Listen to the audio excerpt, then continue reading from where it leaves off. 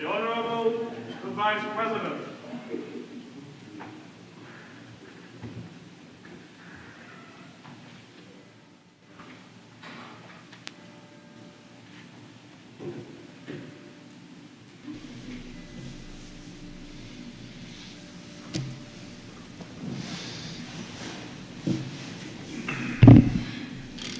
Minister of Trade and Industry and Acting Leader Government Business.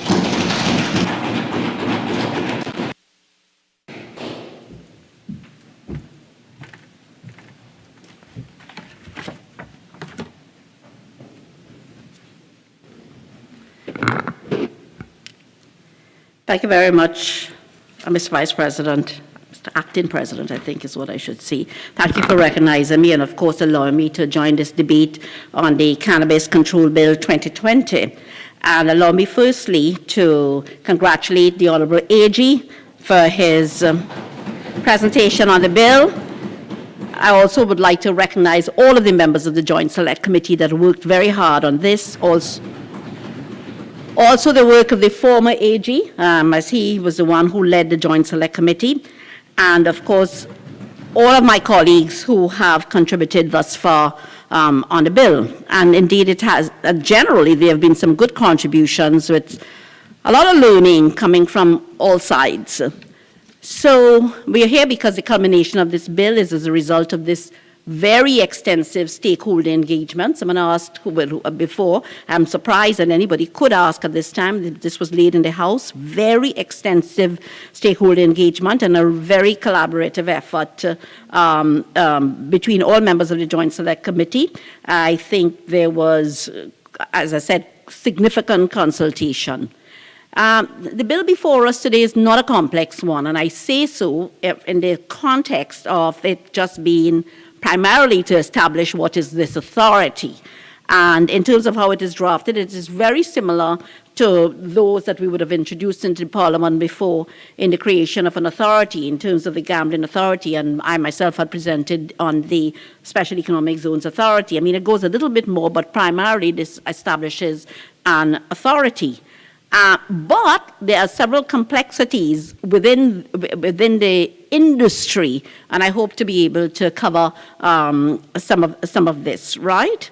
Now, I have to tell you that I'm a bit of a prude. I was just saying it before, and certainly I'm one of those who would find some things quite objectionable.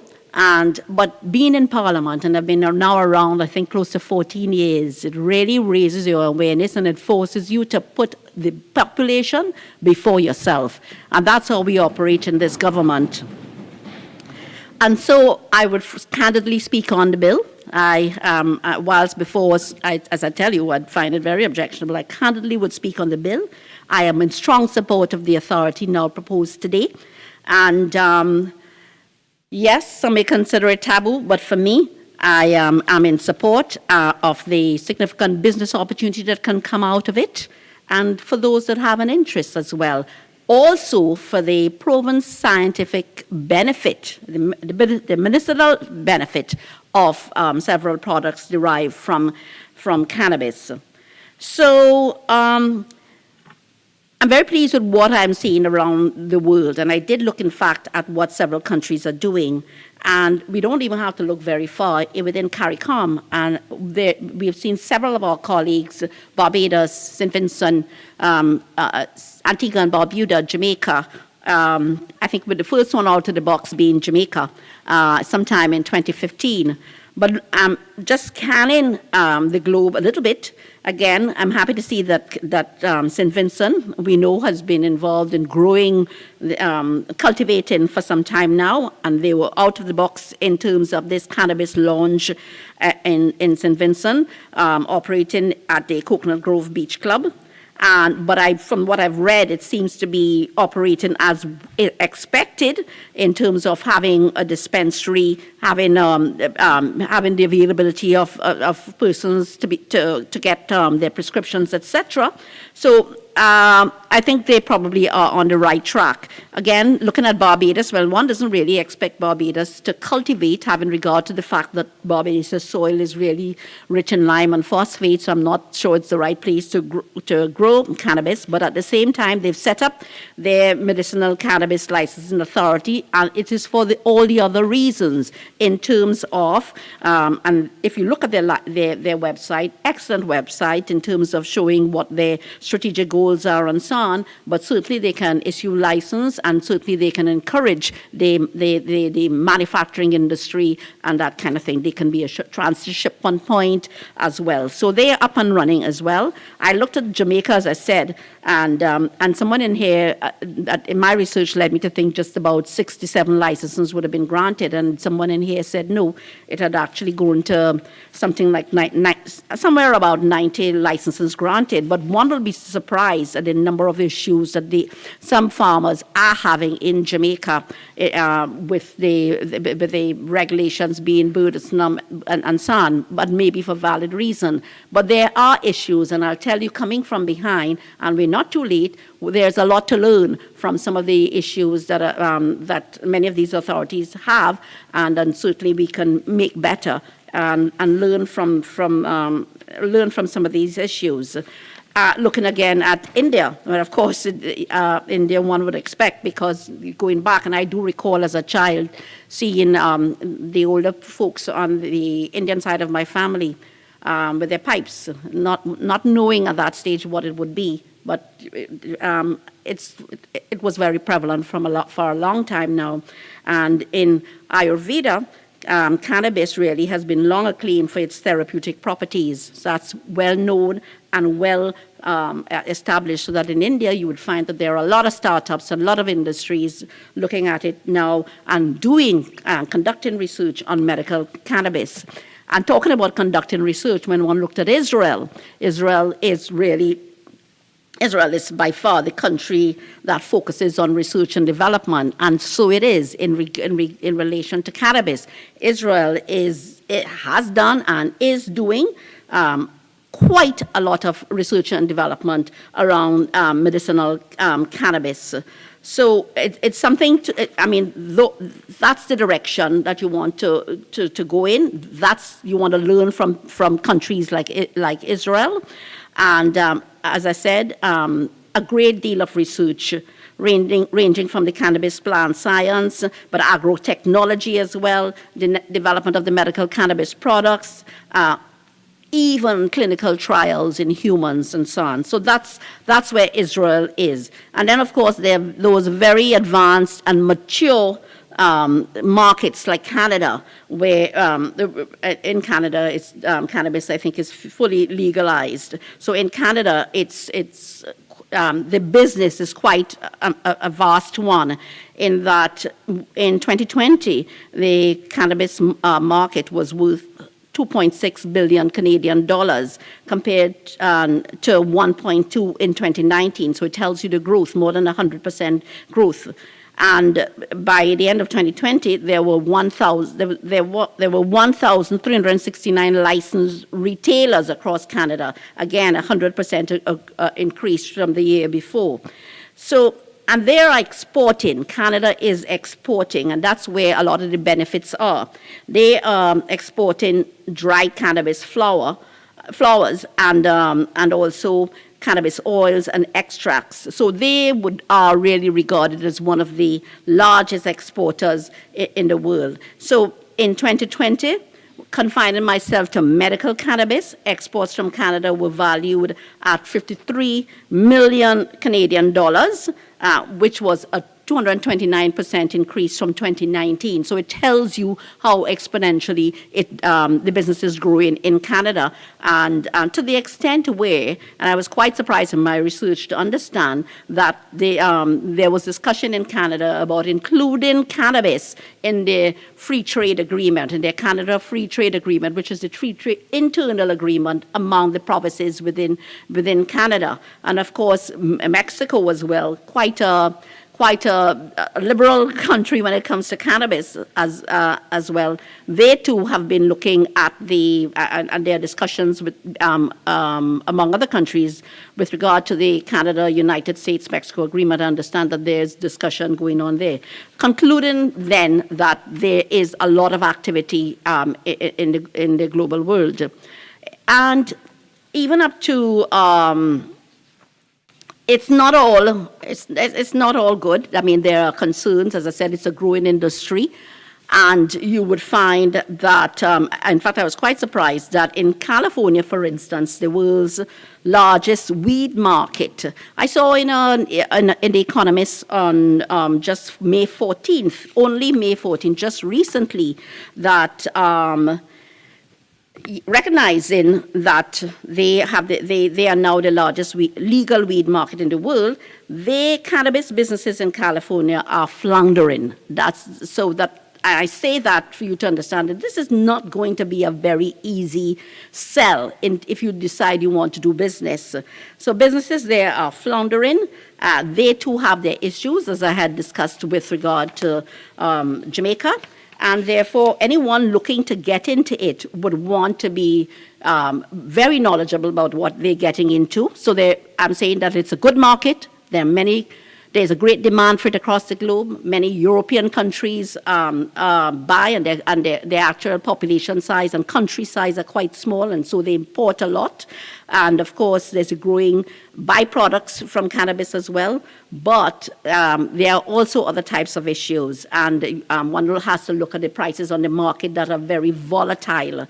Where, for instance, looking at prices recently, they fell to $400 a pound, when in fact it was at about $800 a pound, and so on. So there's a lot of volatility, and anybody wanting to get into this kind of business really would have to wake up and smell the weed and understand what the business truly is like. I was in shock to find out there is actually a global cannabis stock index, and I'm not sure whether anybody's research took them there, but I thought it important to highlight that. And I think that in the weekend, 22nd of April, in fact, the market had dropped significantly on the index. So when one is thinking about investing and going into this kind of business, one has to be careful, not just about competitiveness and quality and so on, but the market, the global marketplace, and how and whether or not your outfit is going to be profitable.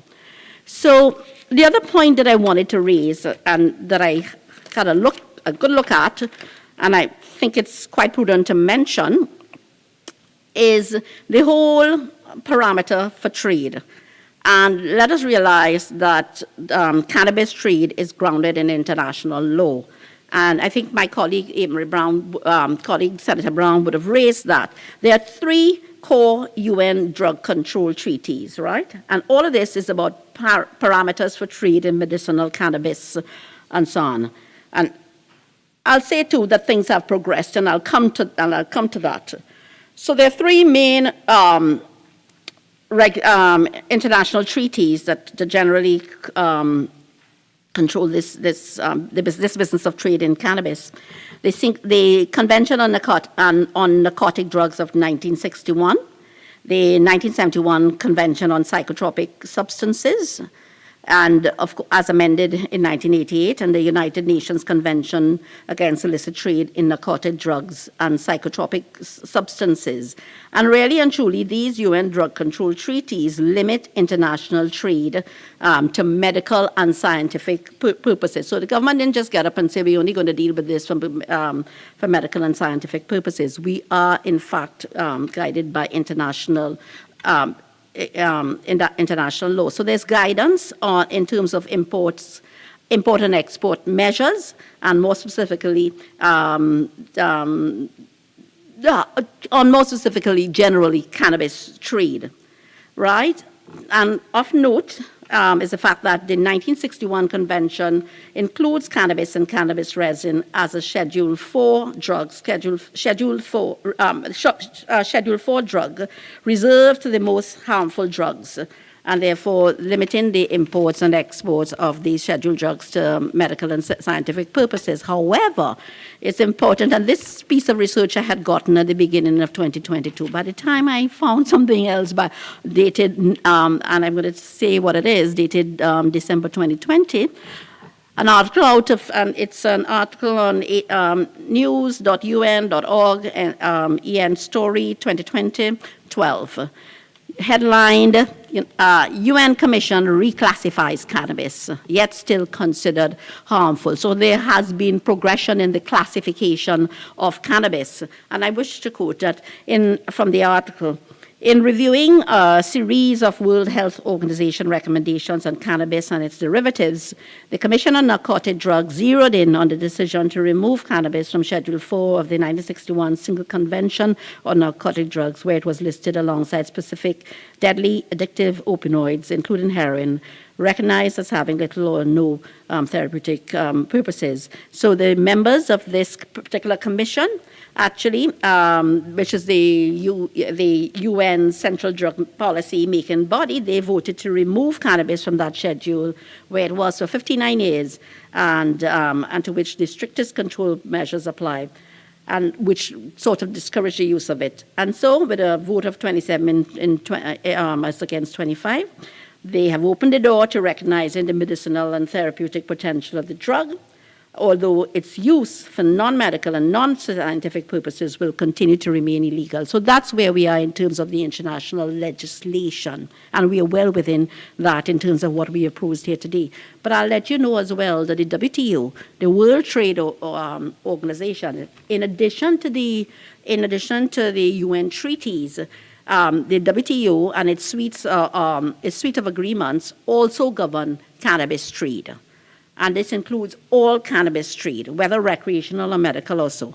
In brief, all domestic measures related to cannabis, including any restrictions on import and export of cannabis, must be WTO compliant. Must be WTO compliant. And any investments in cannabis operations abroad similarly are protected by investment treaties that you would have between countries, and which would provide protection for foreign investors and allow for direct recourse to arbitration should there be failure with regard to any of the clauses also. All right, in the event that the investments are treated by the host states in the matter where the treaty is in fact violated.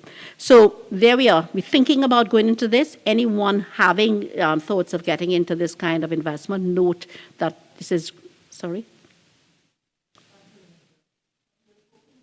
About what was going on in Israel and India. May I ask, do they have cannabis authorities in those countries? And if they don't, do you know what obtains there? I have to admit that I am not aware whether or not there are authorities, but what I do feel is that there's some kind of governance arrangement. There's no way that I think it would be allowed to exist, having regard to the international strictures, the strictures in terms of international law. I would like to think that every country would have some kind of governance arrangement. So just looking again at the snapshot of the cannabis industry, again, I'm researching because I'm learning so much in my later life about this thing. And so I looked at a report on the global cannabis market size and forecast to 2030, published in September 2021 by an outfit called Kinsey Market Insights. And so the global cannabis market in 2021 was valued at $25.7 billion, but was projected to reach $176 billion by 2030. So there is big business. There is opportunity. There is a space for it. There are countries, as I said, that would demand, especially the European countries, the Netherlands and so on, that would demand these kinds of products. But growth again, on account also is attributed to the factors such as the increase in awareness of the health benefits of cannabis. And of course, I wouldn't go into that because there are many speakers before me who spoke about how helpful it could be in treating with chronic diseases like Alzheimer's and cancer and epilepsy and so on. We had a big discussion on that. There's no need for me to do that. And also, of course, in many cases, it's considered less harsh on the body than the traditional medication. And many of us, as we get older, many people have H. pylori and those kinds of diseases. Your stomach is already very sensitive. So, so that to be treated with harsh medication, really, it's not a good thing medically. And I guess all of these would be reasons why one would look at the possibilities of this kind of substitution. I would say substitution for the harsher drugs. But I was speaking to the complexity of it, and that's where I want to go now. I want to say that the market is very intricate and segmented, and that is so based on a number of factors, and I'll look at each one of them. The method of administration, the compound, the product, the species, the distribution channel, the application, the end user, the region, and so on. So the segmentation is strong.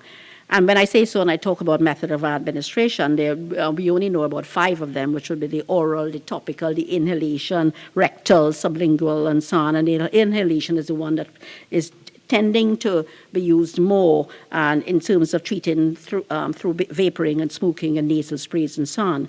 But it's also segmented, the global cannabis market is also segmented by compound in terms of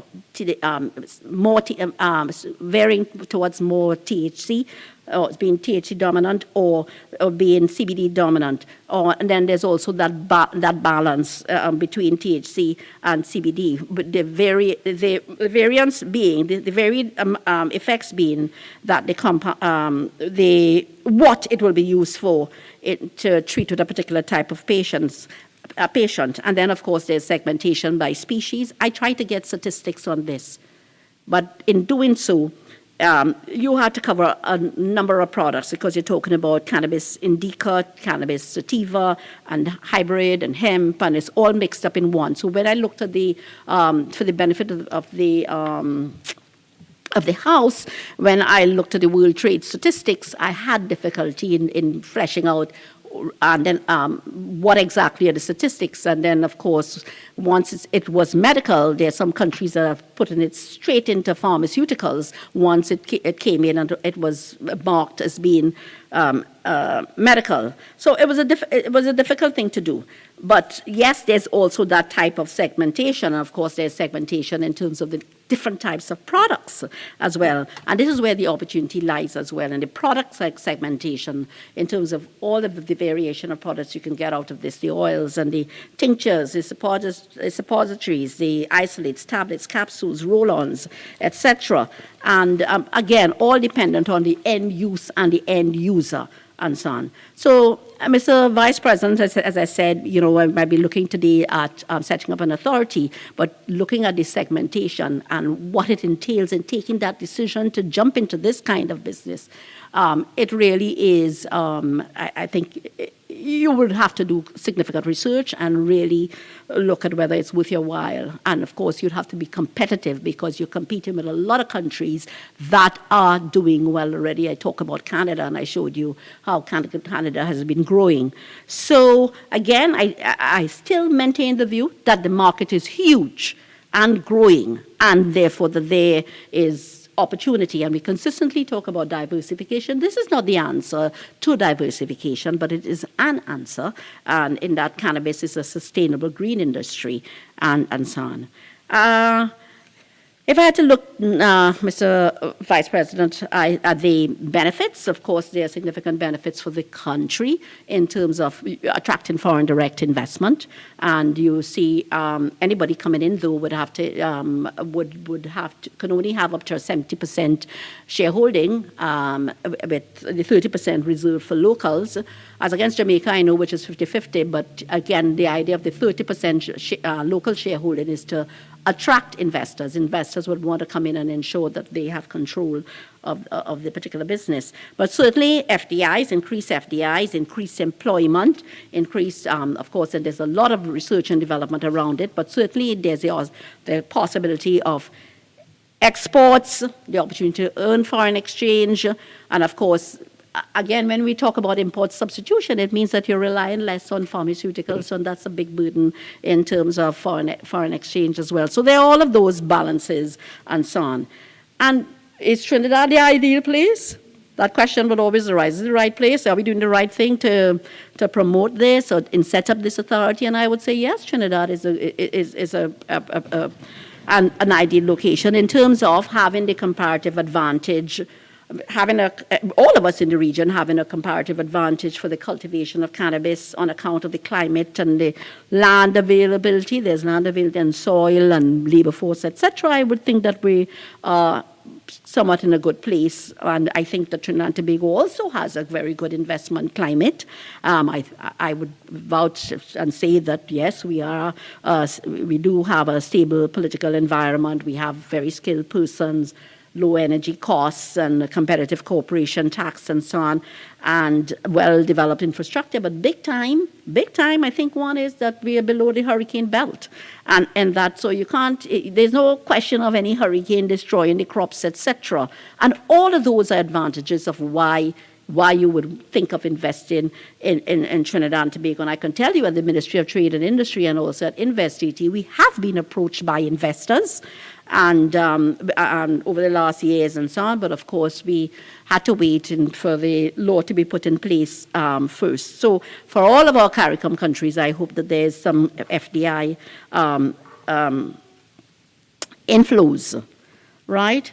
The thing about employment, you'll only find significant employment when the industry really grows. But what is quite interesting to me is the variety of employment, and in terms of the types of jobs that you have available for skilled and unskilled persons.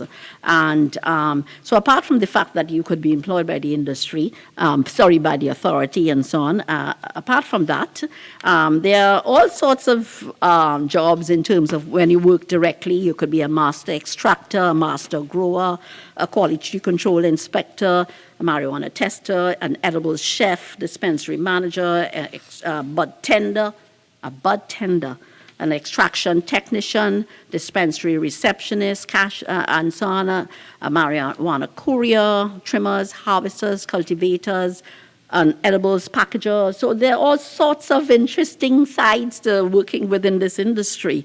And of course, indirectly as well, you also have this, you must have IT people involved in this industry, marketing, HR, and so on. So on the job side, yes, it's interesting, and there are a number of jobs associated and so on. And across the world, I looked at some of the numbers again, looking at the 2022 jobs report published by Leafly Whitney Economic in February 2022, and looking at the United States in particular to give you a sense of the growth. That looking at the United States in 2019, they would have added in this industry 32,700 jobs in 2019. By 2020, another 77,300 jobs, and in 2021. Another 107,059 jobs. So generally, I think in the U.S. it supports, about 428,000 odd jobs. And of course, the market is showing signs that they can actually go to the point of 1.5 million to 1.75 million workers. I say all of that so that we understand the scale of this thing in the world. But of course, I will come back to the point of Trinidad being small. What really are the opportunities, and what are the other strictures that we must be concerned about? So I spoke about the import substitution and the reduced reliance on pharmaceuticals. I don't think I need to go to that. So the main thing is to understand that, of course, Clause 29 details for us the types of licenses, and there's no need for me to go into that again, and gives us some idea of what would be required for some of the licenses and so on. But the regulations have to come, and there are some other strictures that have to come, given that we are governed by international law, one. And then given that we are to confine ourselves to the particular purpose which is intended, medicinal and scientific research and so on, right? And so that attention must be, anybody looking at wanting to go into this, you have to look at what possibly the regulations would be like. And therefore, I would think that the AG's office and the Ministry of Health and so on will be, and the Ministry of Trade would be involved in fleshing out what kinds of possible regulations there are, because I don't want anybody to run away thinking that the government is saying everything is all hunky-dory, right? And we could easily do this.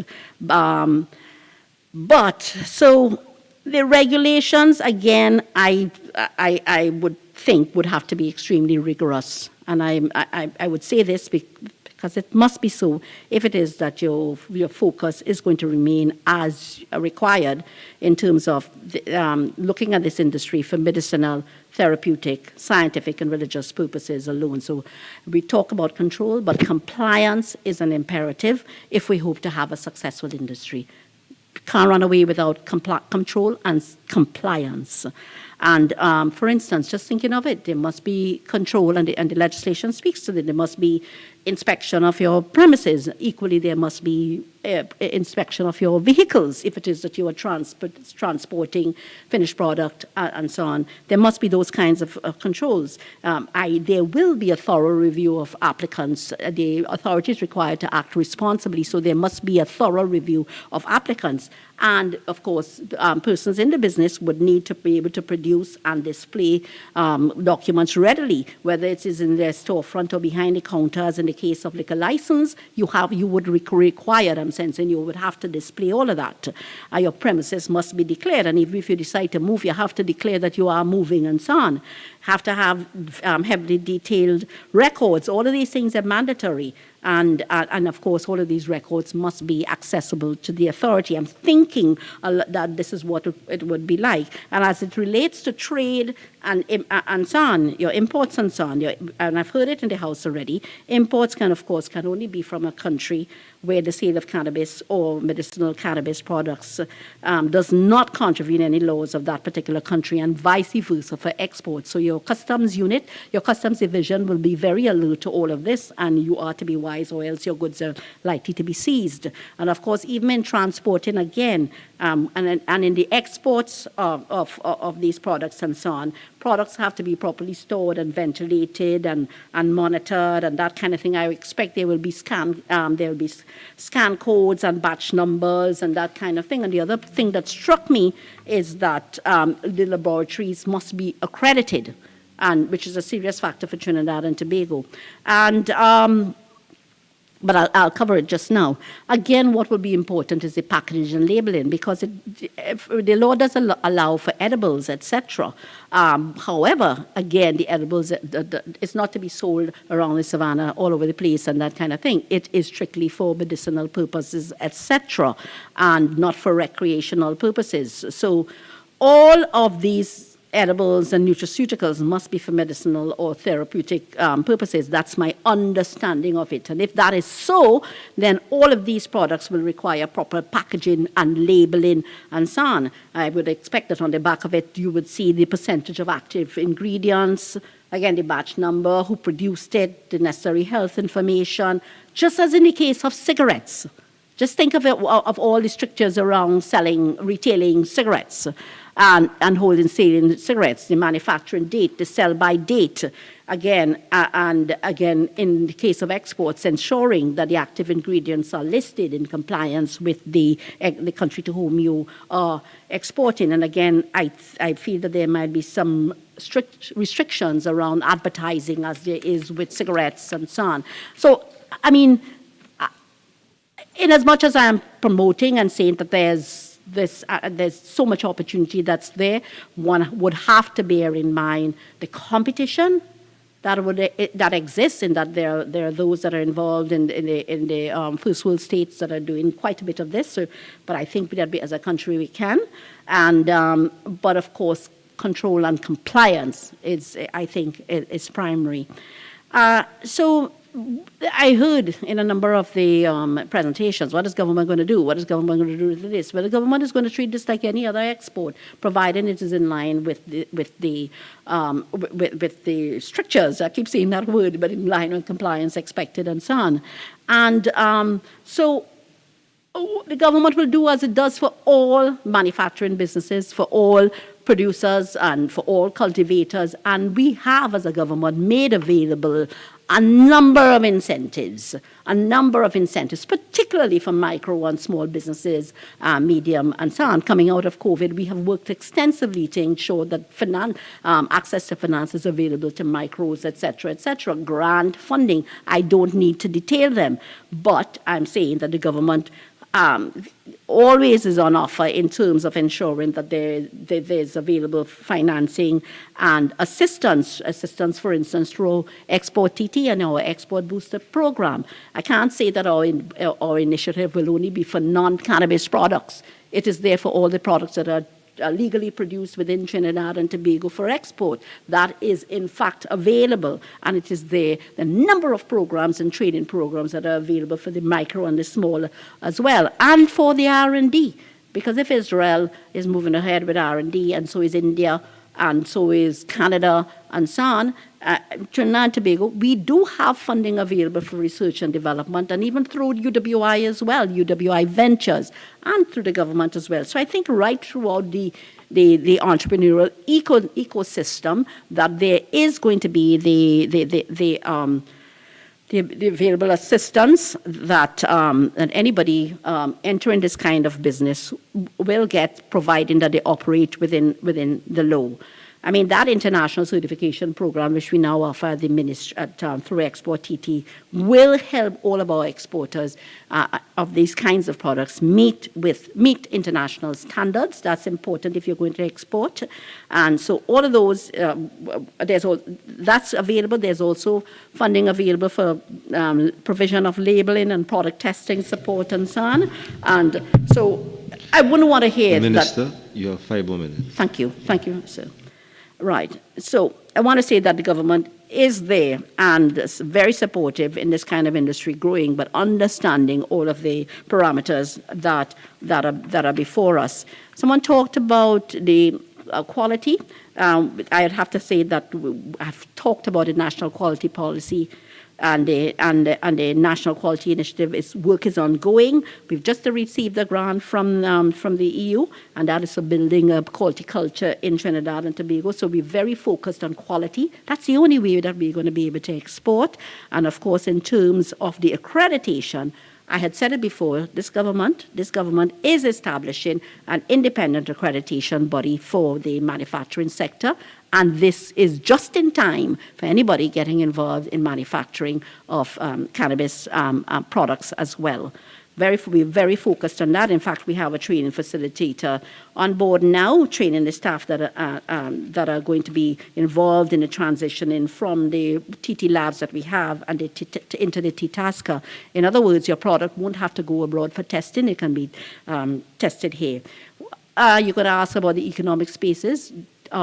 Cultivators are going to have access to land. This government is very committed to ensuring that people involved in the agriculture industry, and in this case, people involved in cultivation, do have access to lands. I can tell you, I sit in cabinet.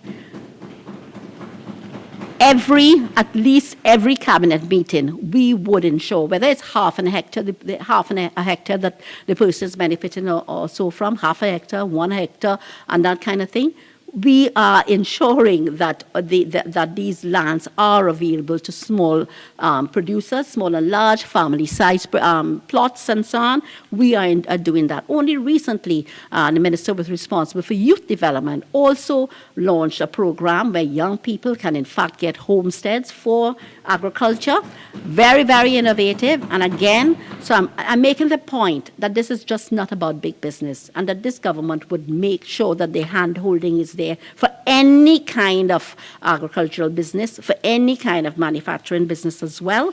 There's the creation of economic spaces in terms of factory spaces at Tamina, at Phoenix Park, down in Maruga, etc. And of course, we come on board with our special economic zones legislation, which will give the type of investors incentives that investors would be attracted to if they're thinking about coming into this business as well. So I think that, and of course, further by the end of the year, we do have, in fact, our new trade and investment promotion agency all geared to make sure that we get our products out there again. So I conclude. This is a welcome bill. It's a long time in coming. I think the appetite for this medicinal cannabis is growing exponentially. We are not reinventing the wheel at all, but I think that this is a place where you can have a flourishing ecosystem from cultivation to processing to production and so on, to export and so on. So we welcome all investors, small, medium and large, foreign and local, to engage in legal trade, but yet, I'm saying, yes, there's an economic benefit, but please ensure that there is a compliance and you understand the business that you're getting into, the competitive nature of it, and of course, all that is necessary in terms of control and compliance. I thank you, Mr. Vice President. Senator Dillard Remy. Thank you, Mr. Vice President, for the opportunity to contribute to this bill, Cannabis Control Bill 2020. I'm coming at the end of the batting lineup, and I must say that I have thoroughly enjoyed the day's presentation, not just today's, but last week, Tuesday also, that we have been examining very important facts and factors to consider with this bill. I appreciate all the contributions that have gone before. Mr. Vice President, when I reviewed this bill, there were two questions that loomed in my mind. The first, the advantages and disadvantages if this bill was passed. And after performing a balancing act between the advantages and the disadvantages, the second question was, what decision best serves the interest of the public and of our nation? The Attorney General, in piloting this bill, spoke, and I quote, "The bill recognizes that there's a significant involvement and endeavor to the members of this community of Trinidad and Tobago, the national community, and it therefore gives recognition as we move to regularize the handling of cannabis to the local content that must be acknowledged throughout, and to reap the benefits of the decriminalization as we now move to regulated use." So moving from decriminalization, as we know the history of what has been happening with marijuana use throughout the world, and in our country no less, and now moving to regulated use. And I note particularly Senator Vieira's comments about the now being taken over, the regulation being bigger than the actual, what are you going to get out of regulation versus what you're going to get out of the whole, the proceeds of the actual making of this reasonable enterprise to be in. I also noted Senator Welch's comments on that also. Are we going to be substituting or having just another big authority and very little benefits as a result of it? I am not sure about that. But there's a long history to this bill, and as has been said by previous speakers, other Caribbean countries, islands have already gone ahead in this direction that we are now seeking to go. I also note that, again, we are debating this bill at a time when there's a great need for diversification of the economy. And that has been mentioned by many speakers, including Senator Gopi Schoon, who just spoke about what is happening and the possibility of trade. Mr. Vice President, when I participated in the debate on the amendment to the Dangerous Drugs Act in December 2019 to decriminalize the use of cannabis in small amounts, I withheld my support from that bill because I was very concerned about the possible negative impact on children. And my concerns about this bill is similar. You know, we've talked about the economic aspects and all of that, and I am for medicinal cannabis. I am for the possibility of use and the growth and stuff like that. But I am not convinced that we have the right balance at this point in time. So my concerns about the negative impact remains. Part 4 of the bill empowers the authority to issue licensing, and many members have spoken about that before, licenses to handle cannabis for medicinal, therapeutic, or scientific purposes and for religious purposes. Clause 29 of the bill provides that the authority may issue the type of license. Says, Mr. Vice President, I will just mention a couple articles that specifically deal with the negative impacts of marijuana, and I must say that the issue here is not so much the medical marijuana, the issue is recreational use. And again, I'm not too sure how we are going to be balancing it given what is happening in terms of the types of provisions that are being put in here. I am not sure that we'll get it right, but I'm hoping that we do. There's an article coming out of the New England Journal of Medicine 2013 by Drs. Boswick, Ricefield, and DuPont, and they mention, the article is titled Medical Use of Marijuana, which profess that the weed is efficacious in the treatment of chronic and neuropathic pain. The symptoms associated with an exhaustive list of ailments, including anxiety, post-traumatic stress disorder, depression, epilepsy. Many of these benefits have already been mentioned by previous speakers. I must note the report of the CARICOM Regional Commission on Marijuana 2018, entitled Waiting to Exhale, Safeguarding Our Future Through Responsible Socio-Legal Policy on Marijuana. The CARICOM Regional Commission on Marijuana advocated the reclassification of cannabis as a controlled substance, since cannabis is less harmful or no more harmful than substances permitted by law, like tobacco and cigarettes and alcohol. That was their view. And I think somebody may have mentioned it again before, but I'll mention it again. In January 2019, the WHO Director General, Dr. Tedros Ghebreyesus, made a series of recommendations to the United Nations to update the scope of control of cannabis and cannabis-related substances. These new recommendations reflect the emerging therapeutic role of cannabis-based medicines while continuing to prevent diversion, misuse, and other public health-related harms that may arise from cannabis use. And many of my colleagues who have gone before have talked about the public health-related harms from cannabis misuse, mainly, as I said, from recreational use. Senator Gopi Skoon just mentioned this article. On the 2nd of December 2020, the UN Commission on Narcotic Drugs, the drug policy-making body of the UN, reclassified cannabis and cannabis resin under an international listing that recognized its medical value. WHO's Expert Committee on Drug Dependence carried out a formal review of cannabis and all cannabis-related substances that are currently subject to international control measures. And they advised that certain cannabis-derived medicines, like cannabidiol, have no potential to be abused or cause dependence, but have significant health benefits for children.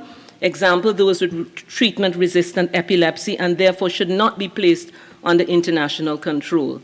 The committee went on to scientifically review cannabis and other products derived from the plant and made a series of recommendations that would more effectively control cannabis preparations with high levels of Delta-9 THC and allow further research and development of and improve access to cannabis-related medicines, while also minimizing, again, public health problems associated with non-medical cannabis products.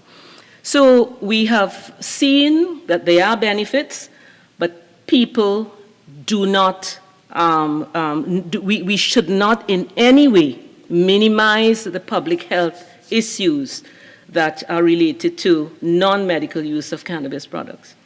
So I will skip these, but I would note there is a West Indian Medical Journal that was a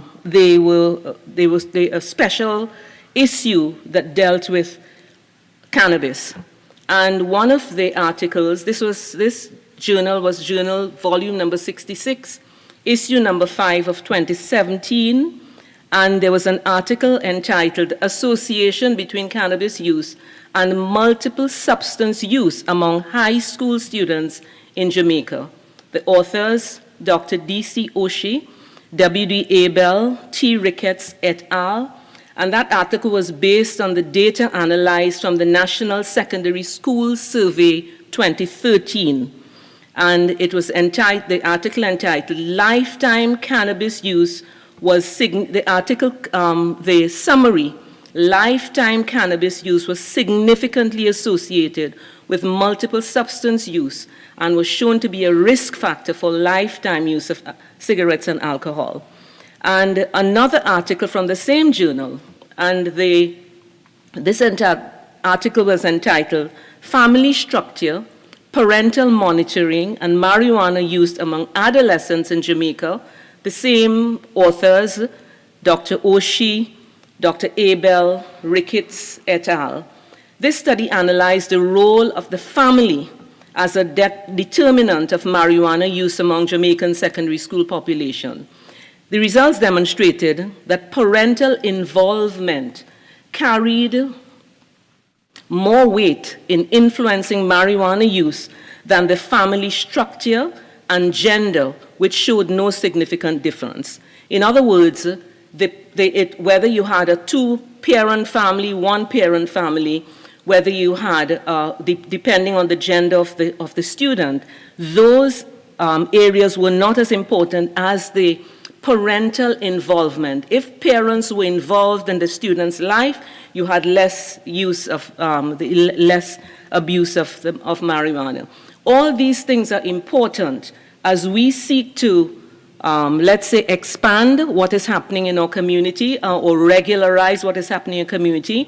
We know that there are issues right now in terms of our family structures. This is one of the things that we must be cognizant of. The Medical Association of Jamaica, they had a release, a press release. It was dated June the 25th, 2014. And these physicians were concerned. I quote, "As physicians, we have been confronted firsthand with and seen the devastating effects of the misuse of ganja. The adverse effects of marijuana include, but are not limited to, addiction, psychiatric disorders, disruption of neurological development, especially in adolescents. Negative impact on all aspects of memory is also closely associated with ganja use." Again, I won't go any further because many of the previous presenters have spoken about these negative effects. But no one has mentioned as yet non-communicable diseases like hypertension, diabetes, cancer are also associated with abuse of cannabis. Mr. Vice President,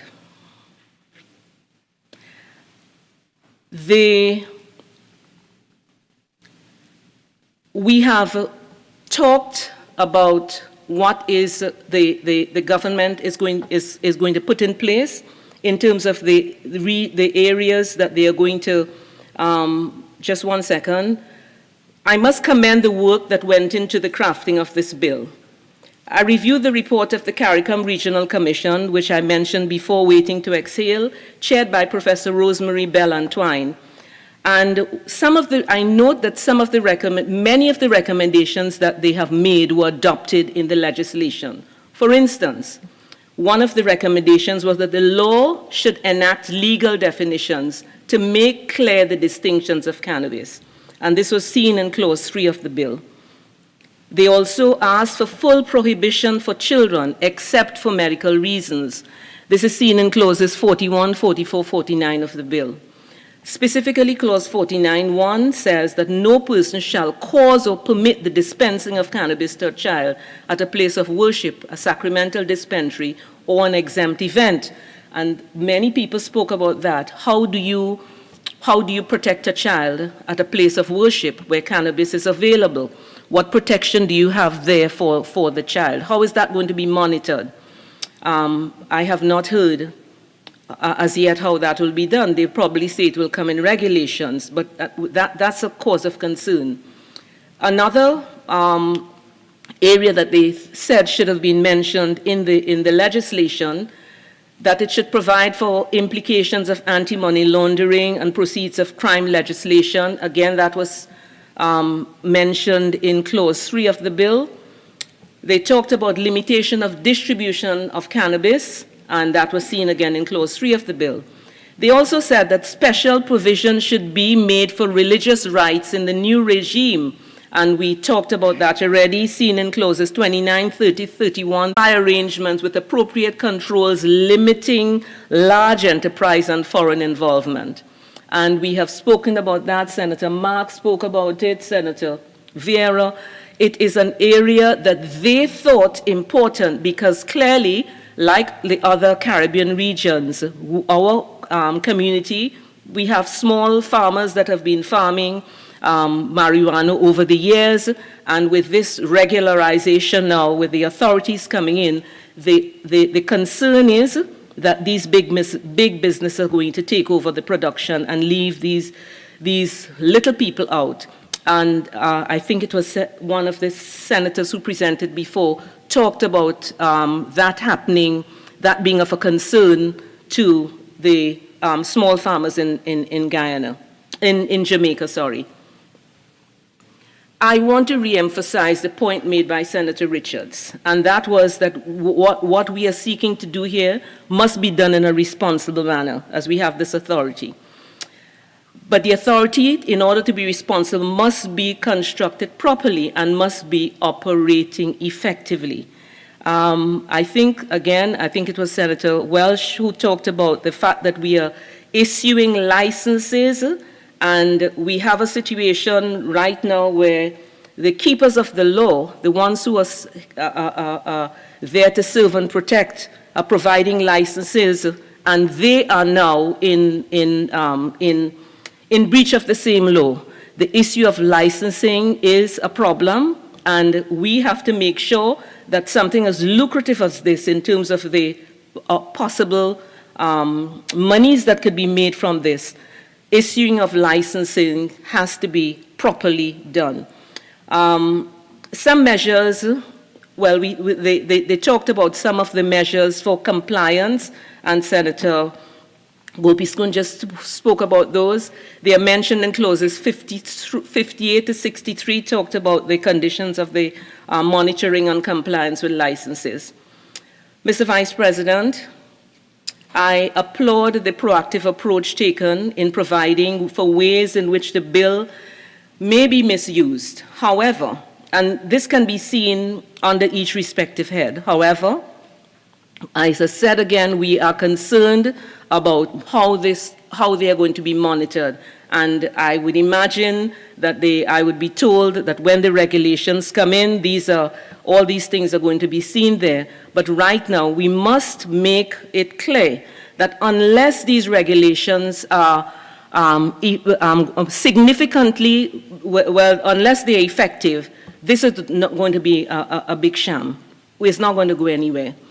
I noted the concerns of Senator Lakshmi Dayal when she talked about the threat to children. We mentioned those things already. I'm not going to go over that. And I note it was in the former Attorney General and now Minister of Local Government, Faris Alwawi, in an Express newspaper article on the 29th of April, talked about encouraging young entrepreneurs, and Senator Gopi Skoon just spoke about that, telling people to go get you a little piece of land and be a young entrepreneur to get ready for the opportunities that come for the cannabis industry. Mr. Vice President, that is all well and good, but we have to make sure that whatever is happening is well regulated. I agree that our economy is in desperate need of diversification, and that if this is done right, we can make a profitable industry from the cannabis, the growth and making of medicines, etc. However, this bill is designed to attribute benefits to medicine, science, and the economy, as well as to provide for religious freedoms to many groups in our society, but under a controlled and regulated policy so that it is not misused. In summary, I think the bill has its merit, and I think it's a good start. I am waiting. I saw that we have many proposed amendments, and I would imagine that we'll have a long time going through them, but I'm looking forward to participating in the committee stage of the debate, where we are going to look at the possibilities of amendments. I think it's a good start, and if we have appropriate monitoring and good regulations that are put into place, I would imagine that we would be on a good road. I thank you, Mr. Vice President.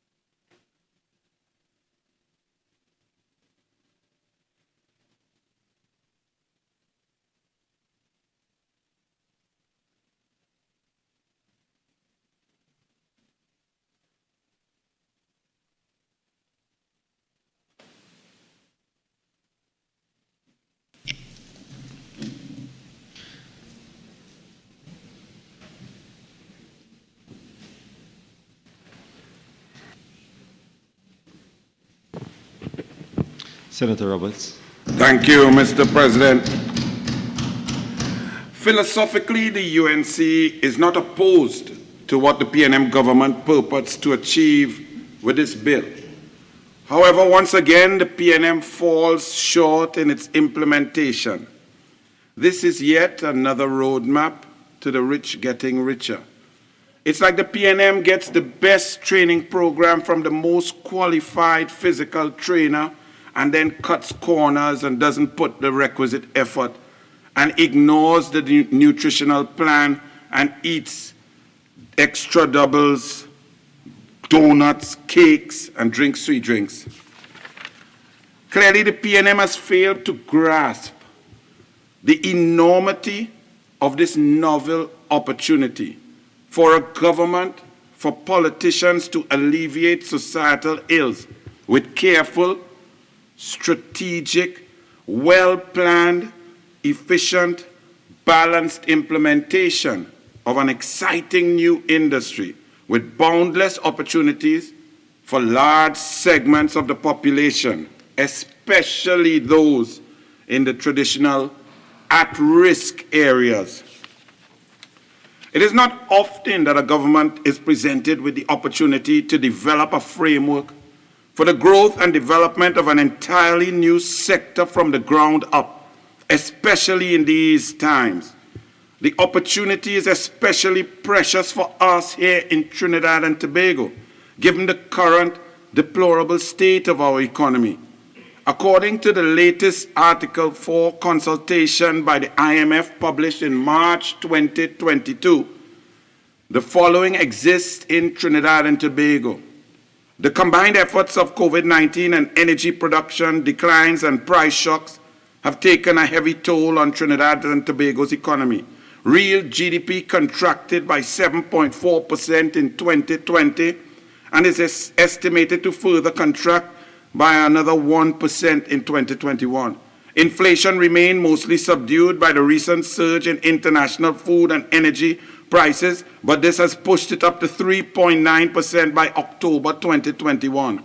The fiscal position worsened significantly during financial 21 due to lower energy proceeds and outlays to mitigate the pandemic.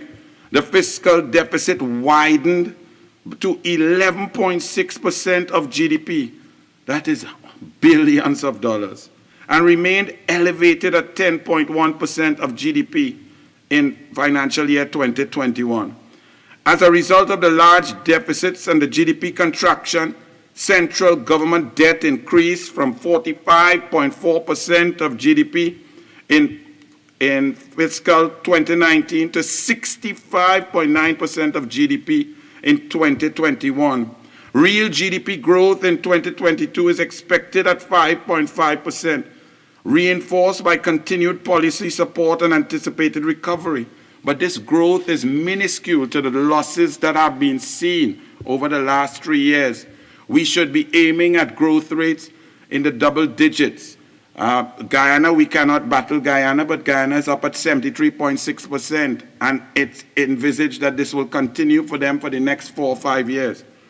We have so many issues in this country: crime, unemployment, education system that is not benefiting all, leaving some behind, the despair of young people who see no future for themselves. This was all illustrated and enunciated in the Dr. Selwyn Ryan report of 2013-2014. And unfortunately, this report is collecting dust on the shelves of PNM ministries across the board.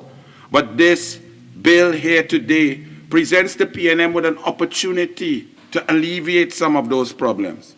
Many, including my colleagues and myself, have spoken ad nauseum about this government's failure at diversifying the economy away from oil and gas, while they inexplicably dismantled and destroyed the very industries on which they maintained their economic dependency.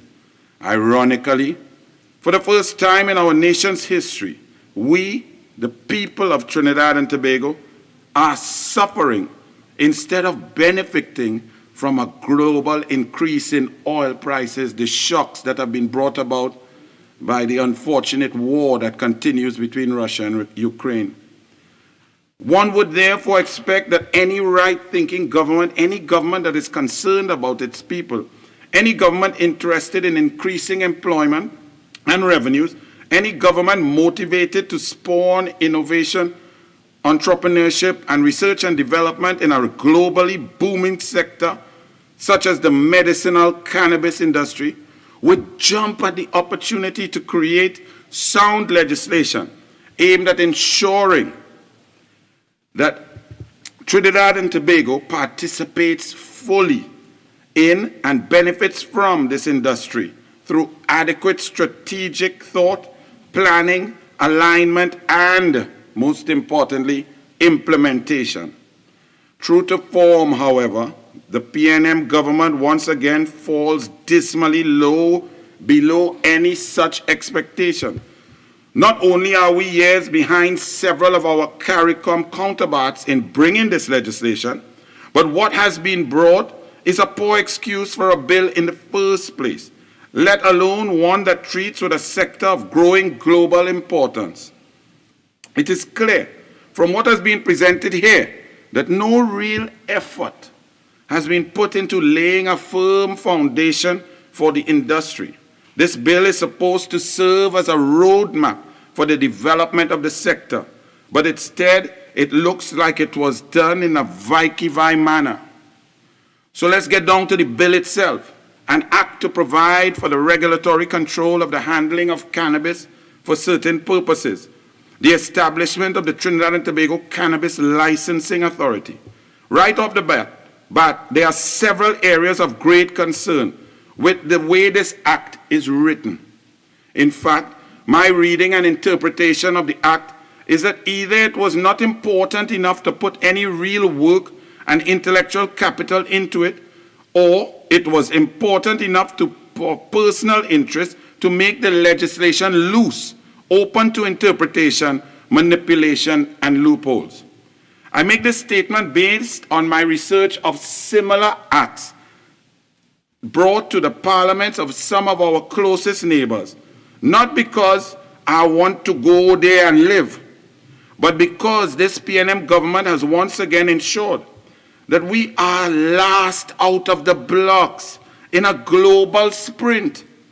Not only that, but by comparison, this bill that we are debating here today pales in comparison in terms of comprehensiveness, protections of our people, and businesses and overall substance.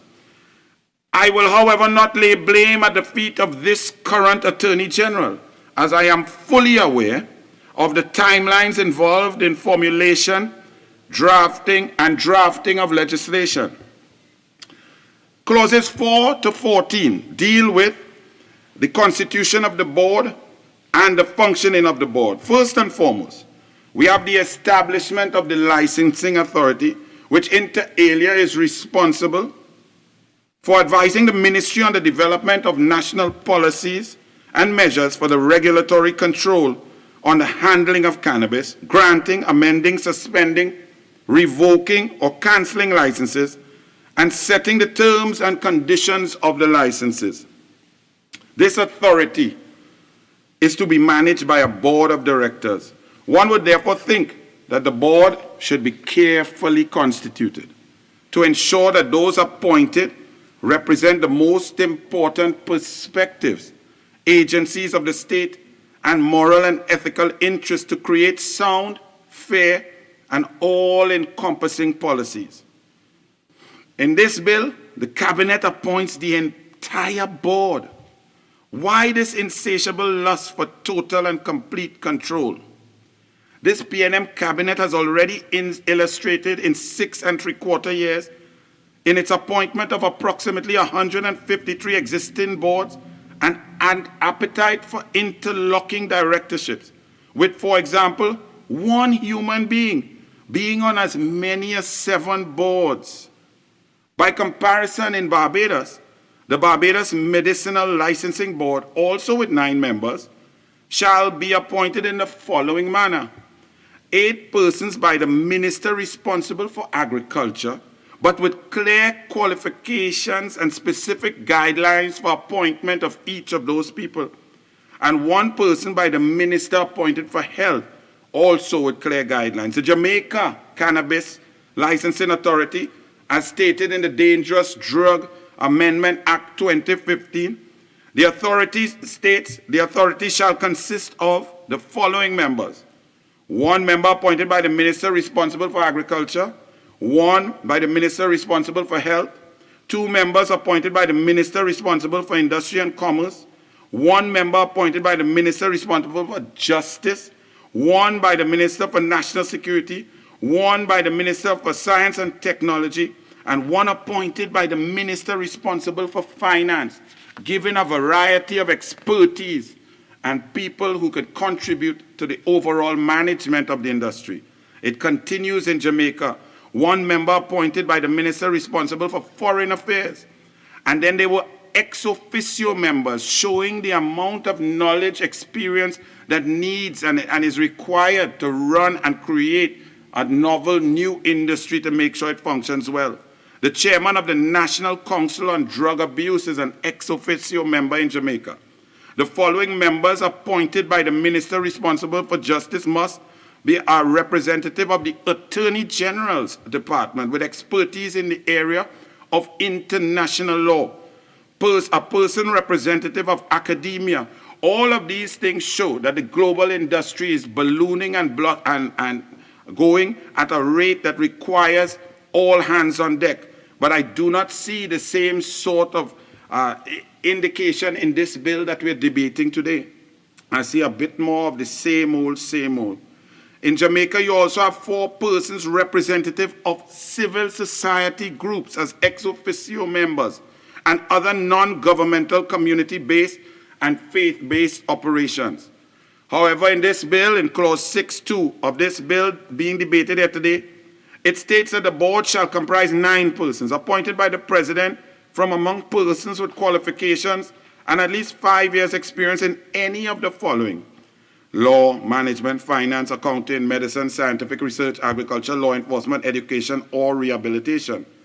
The way this is worded The entire board could be made up of persons with qualifications, experience in one or two areas, as opposed to other legislation which ensure diversification in the board, disparate views and experience.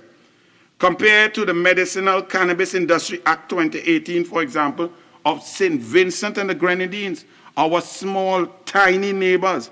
2, the board shall be appointed by the cabinet and shall consist of the following ex officio members also: the Attorney General or his nominee, the Commissioner of Police or his nominee, the Comptroller of Customs or his nominee, the Chief Surveyor or his nominee, the Chief Agricultural Officer or his nominee, the Executive Director of Invest SVG, and or the Chairman of the Advisory Council on the Misuse of Drugs established under the Drug Prevention and Misuse Act. As we heard some speakers today talking about addiction and so on. Some of these other countries have taken that into consideration. The Chief Medical Officer is an ex officio member in St. Vincent and the Grenadines. The Director of the Bureau of Standards also, especially when you're dealing with quality products and products that could, if not monitored carefully, could bring health risks to the population. 4 other persons, look at the amount of people involved in this in St. Vincent and the Grenadines, and they are way ahead of us. 4 other persons, hereinafter referred to as appointed members, are drawn from among the following disciplines in St. Vincent and the Grenadines: medicine, law, engineering, scientific research, business, land development, and agriculture, or other appropriate disciplines. The appointed members of the board shall be persons appearing to the cabinet to be of integrity, capable of exercising competence, diligence, sound judgment, and impartiality in fulfilling their functions pursuant to the provisions of this Act. I see no such thing in this bill, and maybe in committee stage we can make amendments so that we can at least follow some of the best. There's one benefit of being last. You don't have to reinvent the wheel. You could follow what you think is good in other jurisdictions. Conflicts of interest.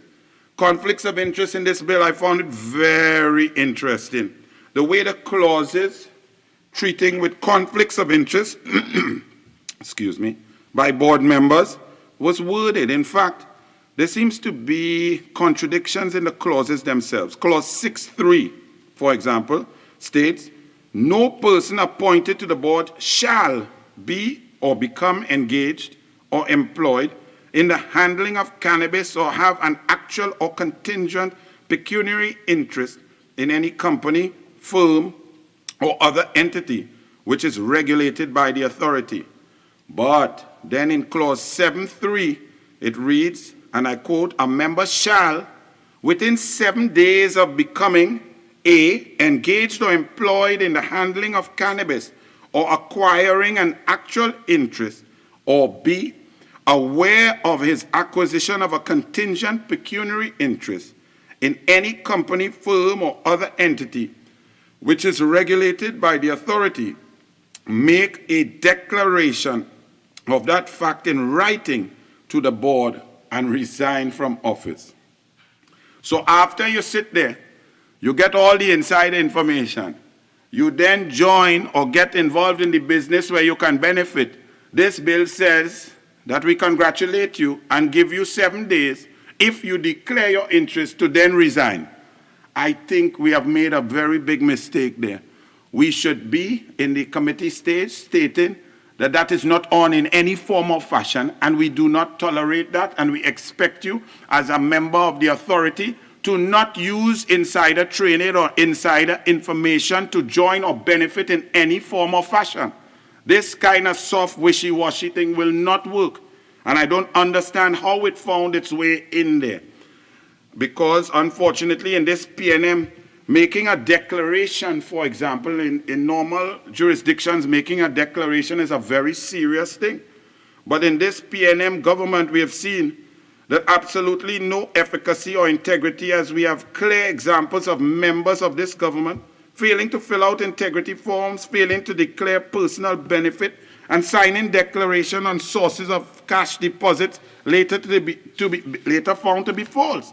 So what is signing a declaration? How are we all of a sudden going to miraculously say that signing a declaration for a member of the authority is something so big and pertinent and death-defying and dangerous? I think we are encouraging wrongdoing, and we need to be stronger to let people know if they are coming forward to serve, it is to serve the entire country in the entire interest and do what's best for the industry and the nation and not for themselves. This government treats recusals as the norm in cabinet, yet comes to legislate resignation 7 days following a conflict of interest. If this watered-down principle was upheld halfway, half the PNM cabinet would have been forced to resign week after cabinet meetings. This bill is overtly vague. I spoke earlier about the fact that we have in our hands an opportunity to carefully strategize for this sector so that people from a wide variety of backgrounds, income brackets, industries, be they farmers, entrepreneurs, scientists, academics, landowners, and many others, may gainfully participate in the sector, strengthen the value chain, and lay the foundation for sustainability and meaningful contribution to our GDP as we compete with the world. A government that is interested in encouraging such participation puts clauses in place that identify and protect enterprises of different sizes from the onset to ensure that persons recognize that there are opportunities for themselves, no matter how big or small. Persons feel protected by the legislation. The large cash and resource-rich companies do not gobble up the entire pie in the name of so-called trickle-down economics. Clearly, this PNM government is not so minded to ensure the industry is for all, because this bill protects the big people, presents opportunities for the big companies to take advantage of this burgeoning industry while pushing out the small man and the existing people who do not have the wherewithal to fight. However, we see clauses like this in the Acts of Barbados, St. Vincent, to protect small farmers, small people, and moving on up, also providing fairness through the system, as each person will have to pay their weight for their licenses and so on. We see it in the Acts of Barbados and St. Vincent, in which classes or tiers of licenses are granted for cultivation and processing, according to the areas of lands being utilized for each activity. Of course, the ramifications of this are evident in ensuring that businesses, persons, entrepreneurs are not forced to unfairly compete for licenses, and also that a fair fee structure is put in place. In Barbados, for example, in respect of a cultivator license, the area of land for Tier 1 shall be no more than 1 acre. Tier 2 shall be no more than 1 acre, but shall be more than 1 acre, but no more than 5 acres. Tier 3 shall be more than 5 acres, but no more than 25 acres. Tier 4 shall be more than 25 acres. And this bill, this law in Barbados then made the requisite, put the roadmap and the skeleton structure for the authority then to fix fees, fines, and payments for licenses, which did not give any benefit to one group over the other. In St. Vincent, the Act, we see similar classifications. To put it in sports terms, these stipulations ensure that everybody gets a chance to sweat, not just the fellas with the expensive boots, uniform, and who come with the ball, but everybody that wants to play can get a chance. But not this PNM bill. This bill is cutting track for elite Gucci to run. The fact is, this bill stipulates only the most basic of criteria for applying for licenses in the first place. Section 31 states a person who is A, 18 years of age or older, A1 is a citizen of Trinidad and Tobago, 2 is a permanent resident of TNT, 3 is a citizen of a CARICOM member state other than Trinidad and Tobago, or B, is a company, firm, partnership, or cooperative society may apply for a license under Section 29(1). These are the basic criteria. What I found interesting, however, is Section 33. A company, firm, partnership, or cooperative society shall not be eligible for a license unless at least 30% of the company, firm, partnership, or cooperative society is owned by the persons referred to in subsection 1A. Is this not giving the advantage to international firms, entities, over our own people, especially given the snail's pace at which this PNM government is moving, even compared to our own CARICOM neighbors?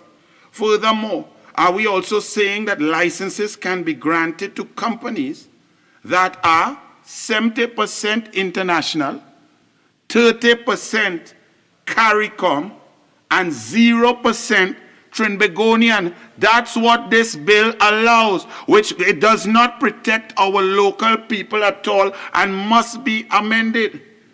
Because the Caribbean has moved ahead of us. There are companies and entrepreneurs who have been preparing, who have earned dollars, who have stores of capital ready to invest, while our people are standing naked, ready at the starting block. So they must correct that and amend that to protect our locals, because while we love CARICOM and we are brothers, we must first be our brother's keeper before we get to the extended family. And 30% CARICOM and 70% international in Trinidad and Tobago will be totally unfair to those Trinbagonian entrepreneurs or cultivators or those who have to compete in this business. So I would like to recommend an amendment there. Also,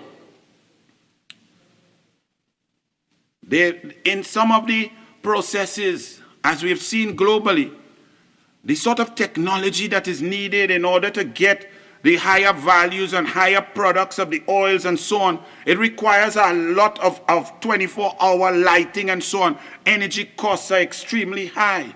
CARICOM neighbors, their energy position and energy cost is higher than us currently, even though this government is trying to bring us into competition by dropping prices on us and increasing costs here. We still, when we're born here, there's oil and gas, and our energy costs are still subsidized by the government.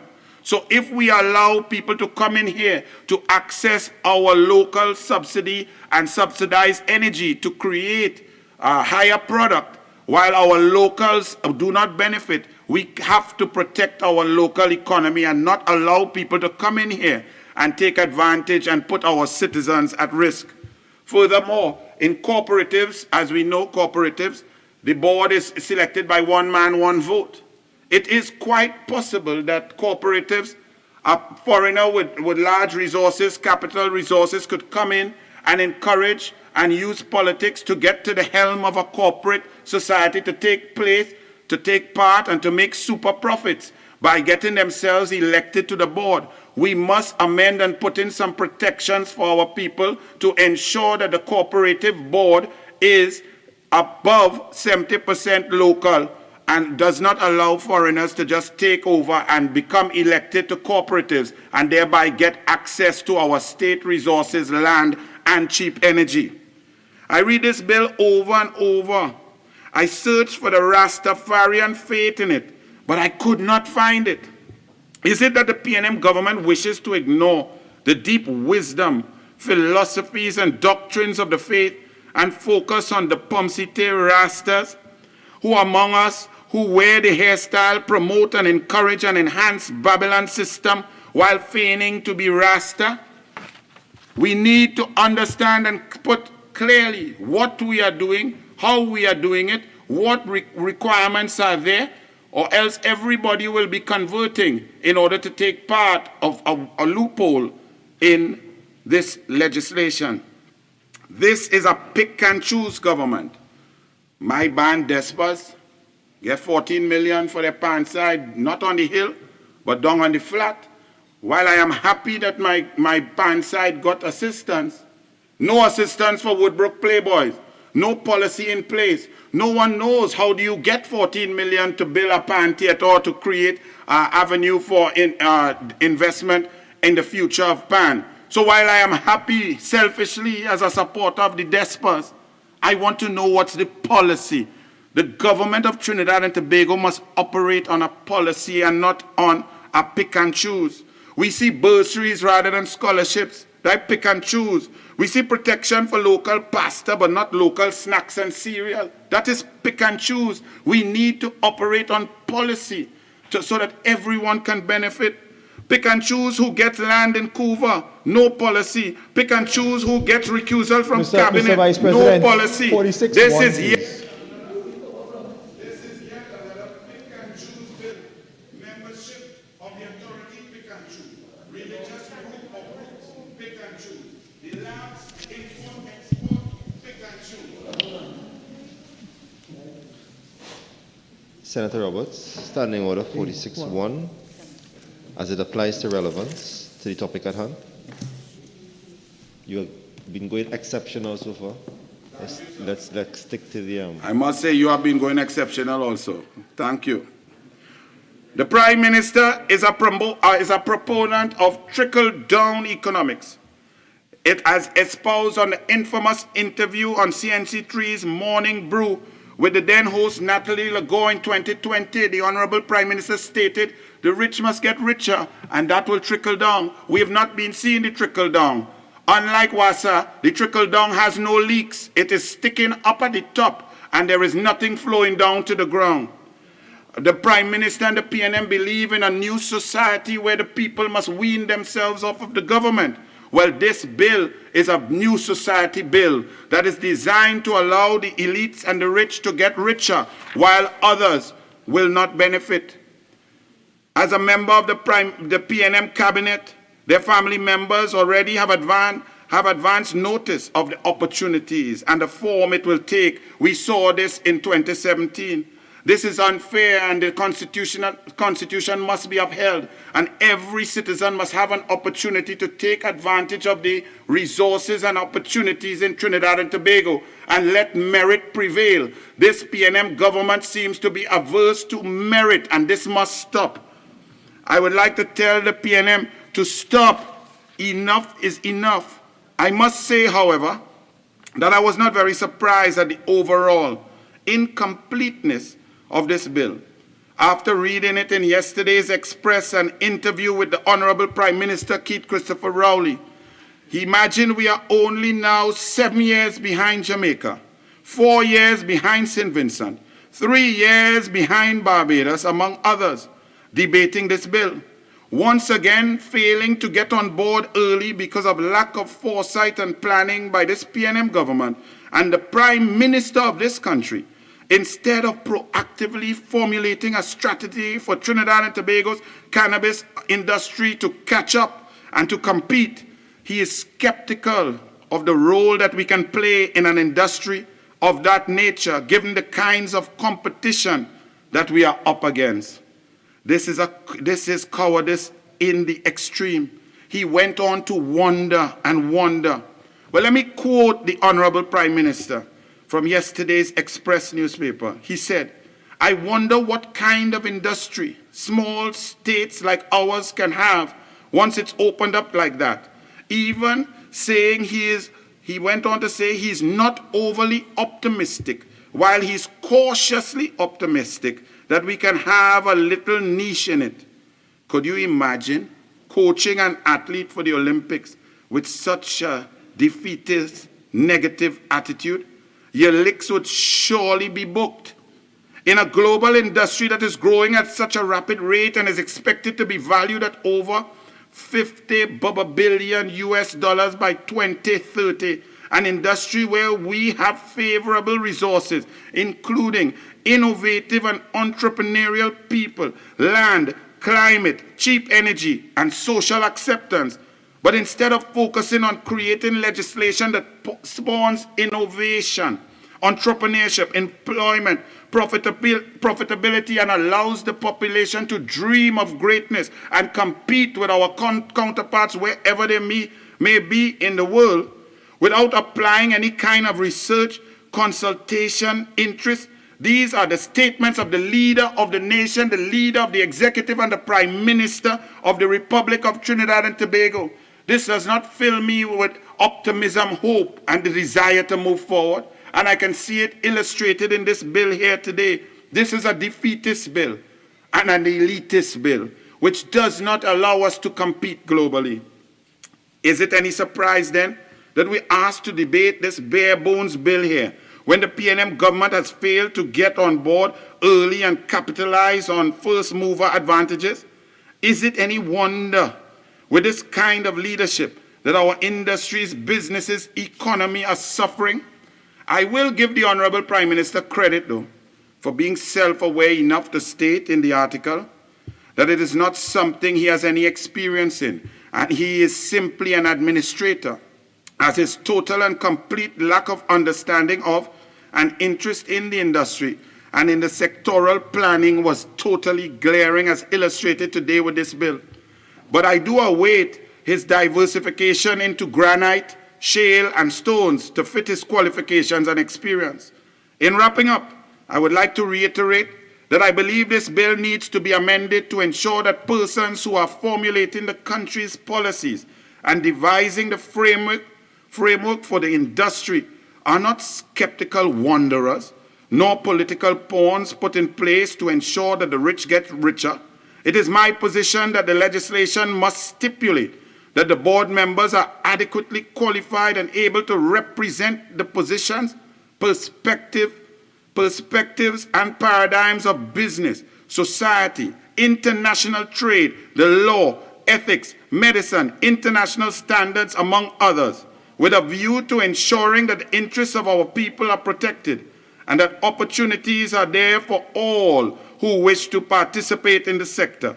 It should not and cannot be that we sit here today to pave the way for nepotism and control by a few, instead of charting a course that is fair and equitable, especially for those who have been fighting for these opportunities for decades. We must ensure that the cannabis industry in this country does not embody the following lyrics by Mark Anthony Myrie, also known as Buju Banton. And he said, "Them a issue out the license to wrong section. Na factor ghetto people them where suffer so long. And a the ganja this way everybody run from. Now look a swarm me bare politician and uptown who's wasi businessman. And them now remember the Rasta when in a the dungeon. When them suffer and prosecute as ganja man. From Coral Garden straight down to St. Anne. We hope that the PNM will see about the people who can provide the opportunities, experts, and create opportunities for their children to create more equity in the society by this new industry, rather than going down the same old PNM road of elite, rich get richer." Senator, Thank you have 5 more minutes. Yes, I will take it. I say thank you for the 5 minutes. Yeah. Thank you for the 5 minutes. It will be remiss of me in this little extra time if I did not thank the Honorable Minister of Trade and Industry for sharing her Google search on all different types of jobs in a medical cannabis sector and all the types of cannabis plants and so on and so on. Maybe she should share her Google search with the Honorable Prime Minister so that he too could get on board with some intelligence, strategic planning for the betterment of Trinidad and Tobago. I look forward to the amendments, Mr. President, and it was so nice talking without interruption. May God bless you. Thank you.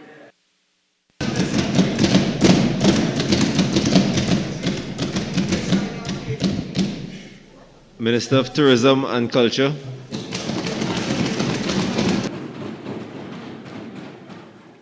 Thank you very much, Mr. Vice President.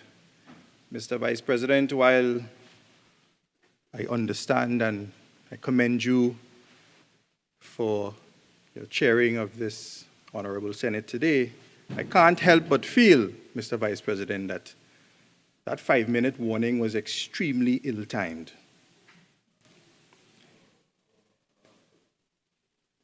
it might have been better that Senator Roberts complete his presentation, because the last matters that he raised really made no sense.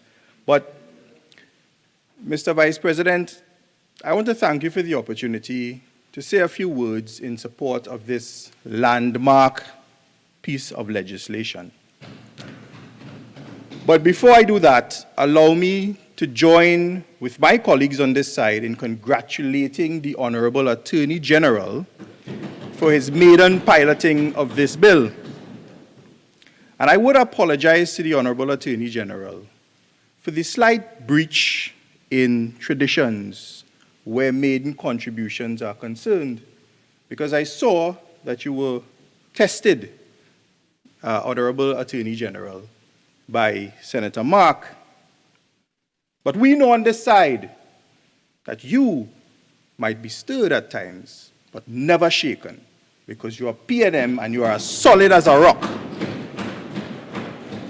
And Honorable Attorney General, you know Senator Mark, 99% of the time we expect him to get up and respond, be the first responder to bills, but this was the 1% that he did not have the opportunity to respond on this bill. So of course, he had to find some way in the spotlight, and that's how it goes in here. You will see for yourself. But again, I thank you for the opportunity, because this piece of legislation signals a significant cultural shift in the way and attitudes we have towards marijuana and the social status that marijuana has in our society.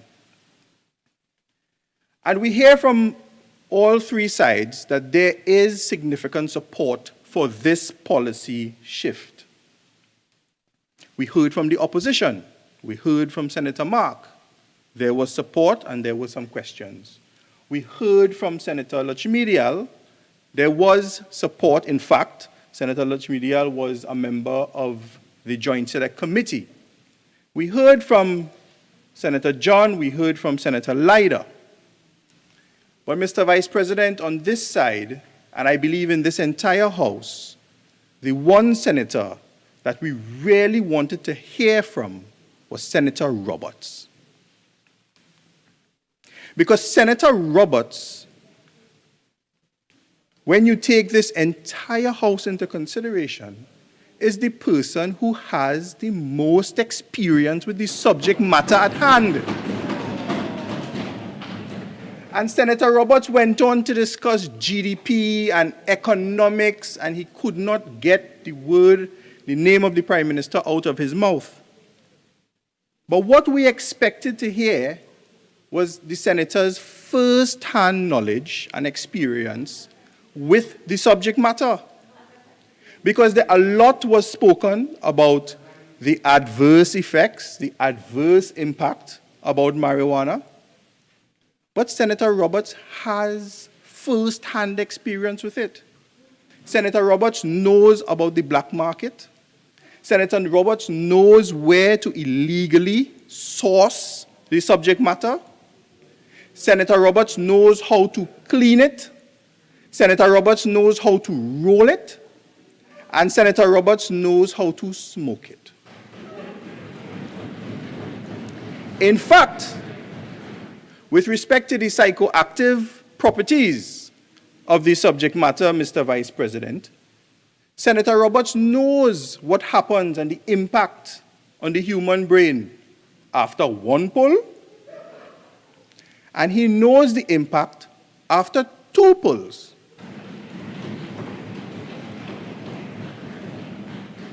But most importantly, Mr. Vice President, Senator Roberts, as a man who loves to make these sporting analogies and these youth analogies, what we expected to hear was how the senator dealt with the shame and embarrassment of being a minister in government with the responsibility for sport and youth affairs.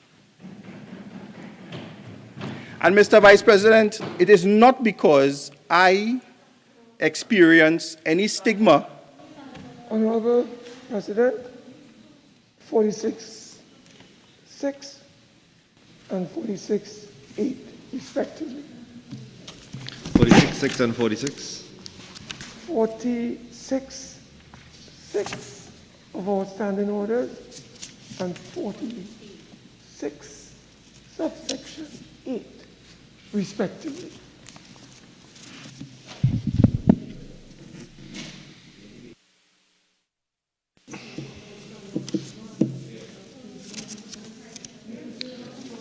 Although, one moment please. Although some of those items may have been recorded in social media or elsewhere, I believe I am upholding the standing order raised by Senator Mark as it applies to improper motives and content. Can you stick a little more to the topic? Mr. Vice President, I take your guidance, but I would say that these matters are in the public domain and occurred while the member held high political office. So, Mr. Vice President, 46.1, this is irrelevant to the bill, to the cannabis control bill. I don't understand. 46.1, I don't understand. This is irrelevant. 46.1 has been upheld already. Totally irrelevant, Mr. Vice President, totally irrelevant. It's okay. Let's try to keep the debate tight on the matter at hand, please. thank you very much, Mr. Vice President. But I am, Mr. Vice President, taking your guidance, but of course, touching on the stigmas that were attached to marijuana and to cannabis prior to this bill coming to this House. So, Mr. Vice President, this is a significant culture shift. We're changing the culture of marijuana, we're changing the attitudes towards marijuana, and we're changing the social status of marijuana in society. And it's a two-pronged approach. And what Senator Roberts would not say, notwithstanding his castigation of the Honorable Prime Minister, is that between 2010 and 2015, there was the opportunity to treat with these matters, but they didn't. It is the Honorable Prime Minister and this government, having regard to the new medical and scientific approach, having regard to the change in the culture and the attitudes globally, that took the courageous step to treat with marijuana with this two-pronged approach. And the first prong in 2019 was the decriminalization of marijuana. And they're both connected. In 2019, I was hoping to hear from Senator Naked, I was hoping to hear from Senator Roberts in saying that this government dealt with the significant social injustice meted out to the ghetto youth, to the young black male in society, by decriminalizing marijuana in amounts under 100 grams. We did that. We allowed for persons to grow their own plants. We did that.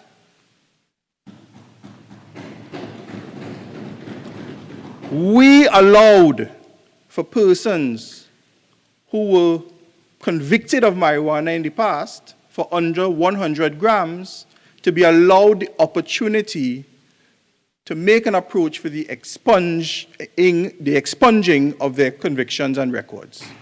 This government did that. And that is what the policy is grounded in. It's grounded in social justice and scientific and medical research. Now, a lot has been said. by many members, Senator Dillon Remini, Senator Dayal Singh, Senator Paula Gopi Schoon. A lot has been said. But it is the new scientific and medical research that has caused this cultural shift globally, and now this cultural shift here in Trinidad and Tobago.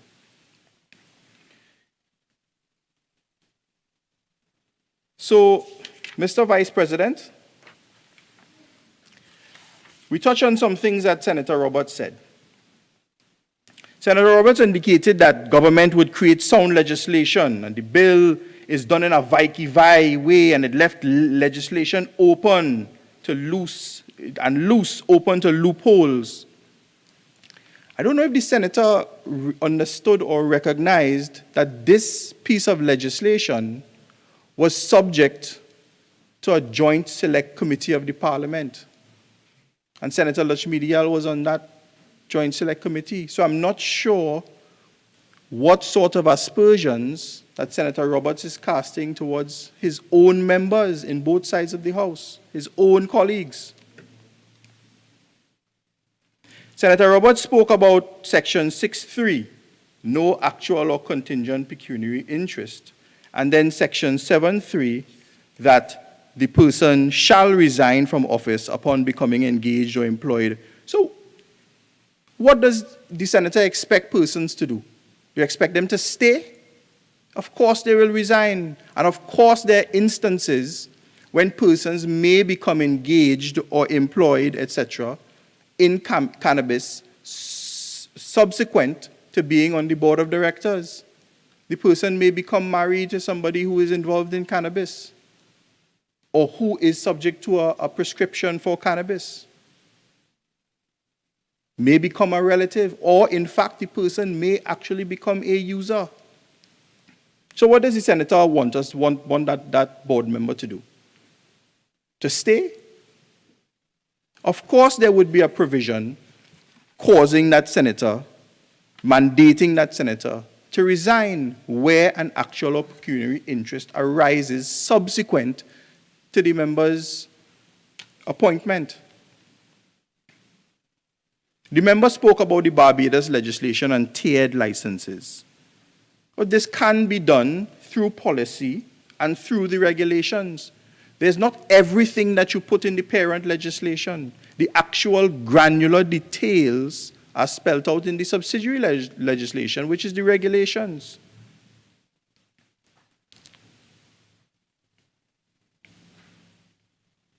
The senator spoke about the criteria to get a license and indicating that it is the most basic criteria.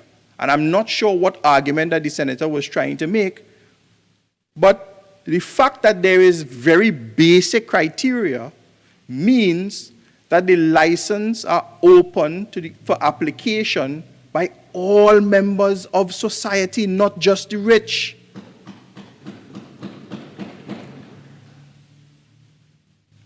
And the senator spoke about Rastafarians and not understanding that there are other religions that practice and use cannabis as a part of their religion, Hinduism being one of them.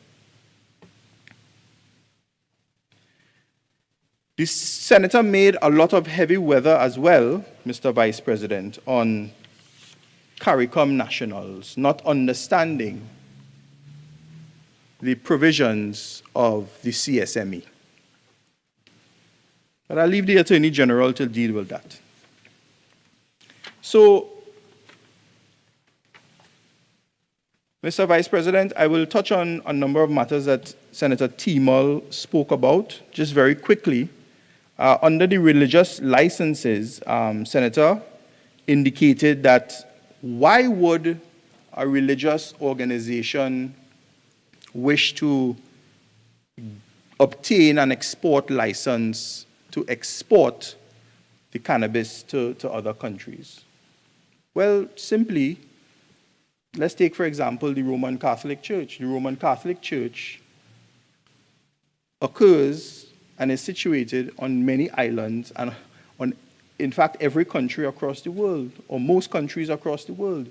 Similarly, There may be 12 tribes of Israel. I am no expert on marijuana at all, but there may be one of the sects of the Rastafarian faith where they may have a church or temple or sanctuary, whatever they may call it, in Barbados or in some other island or in some other country, which would call for the export of their cultivated, processed, and cured cannabis. And that's why we have that there.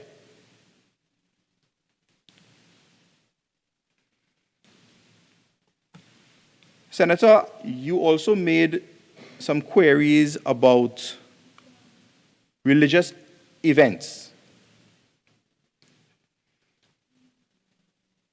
But Senator, we have to understand, in understanding these events, you have to understand the religions, Rastafari, and the types of events they have in celebration of their religion, where they go into open communes and they light up and they smoke openly.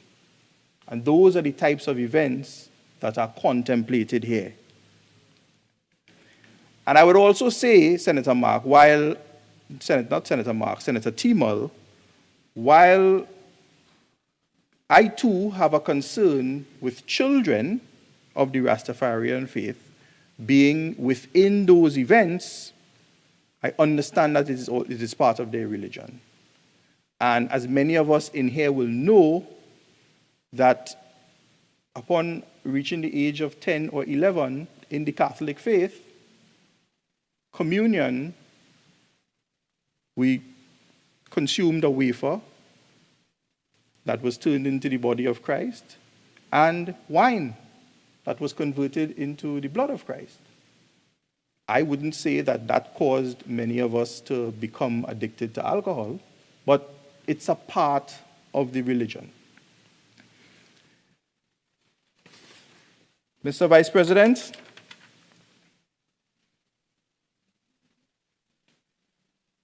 there is a stigma that is attached to marijuana, and it is a stigma that has been caused by our decades-long treatment to marijuana. And we have been conditioned to that fact. Is cannabis dangerous? Yes, the scientific studies have shown that it is dangerous to young and adolescent minds. And depending on what scientific or medical study you read, it will either tell you, no, it is not addictive, it does not have addictive properties, or another study will tell you that it does. But in the Dangerous Drugs Act amendment, we have sought to keep this thing away from children. Does marijuana impair driving and operating machinery? Yes, the evidence confirms that it does impair perception. But, Mr. Vice President, not more than alcohol. And within the Dangerous Drugs Act amendment, there are criminal offenses in there for persons operating, driving, or machinery under the influence of marijuana. But then when we talk about dangerousness, are we comparing it to other things? How is marijuana compared to other dangerous substances? I have an interest in a pharmacy, and I can tell you, Mr. Vice President, that there are many very dangerous drugs that are sold on prescription and even on recommendation. There are many dangerous drugs. Narcotics are dispensed, Panadine, Petadine, morphine from a pharmacy. They're controlled drugs. I think Senator Dayal Singh touched on it. Xanax, Valium, Ambien, Adderall. Also antibiotics. And to sell all these things, you must obtain licenses under the specific legislative regime. So really, when compared to all these other substances, is marijuana as dangerous, or how dangerous is marijuana? So, Mr. Vice President, I wish to commend this bill to the House. I think it gives room for a significant cultural shift in the way we treat with marijuana. I applaud this government for the very courageous step it has taken in decriminalizing marijuana and giving young black youth, ghetto youth, who previously might have been convicted, the opportunity to expunge their records. I applaud this government for creating this statutory authority, for creating this regulatory authority to allow for the use of medicinal cannabis and to allow for the use of religious adherents to use cannabis. Mr. Vice President, with those few words, I thank you.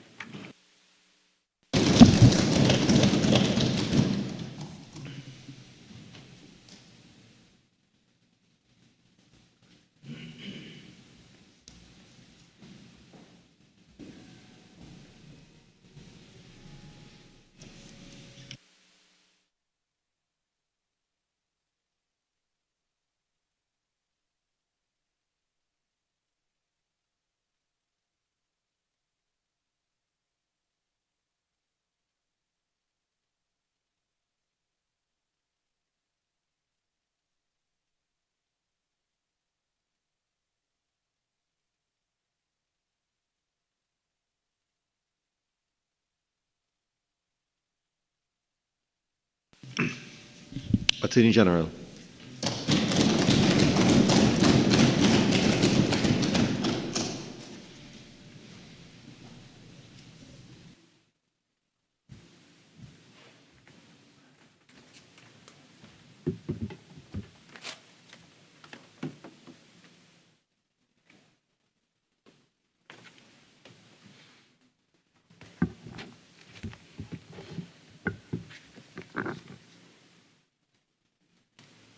Mr. Vice President, I thank you and honorable members for the opportunity to wind up this important debate and to address the salient issues raised by both the independent and opposition benches and those on our side. I have taken careful note of all the recommendations and calls for clarity coming from honorable senators. Already in response and adopting a national collaborative approach, I have circulated to honorable members certain proposed amendments which are in response in some measure to constructive input already made. Indeed, within the last 10 minutes, I have asked the clerk to upload a further amended list of amendments coming from our side under my hand, by which I have accepted some further amendments that have been proposed by independent senators and senators from the opposition. And those concern Section 6.2 and Section 60, subsection 3. We will come to that. On behalf of the legislators on this side and the people of this republic, whom we are all sworn to serve, permit me to express my profound gratitude for all suggested improvements to this very significant law, which will no doubt benefit all of the people of Trinidad and Tobago.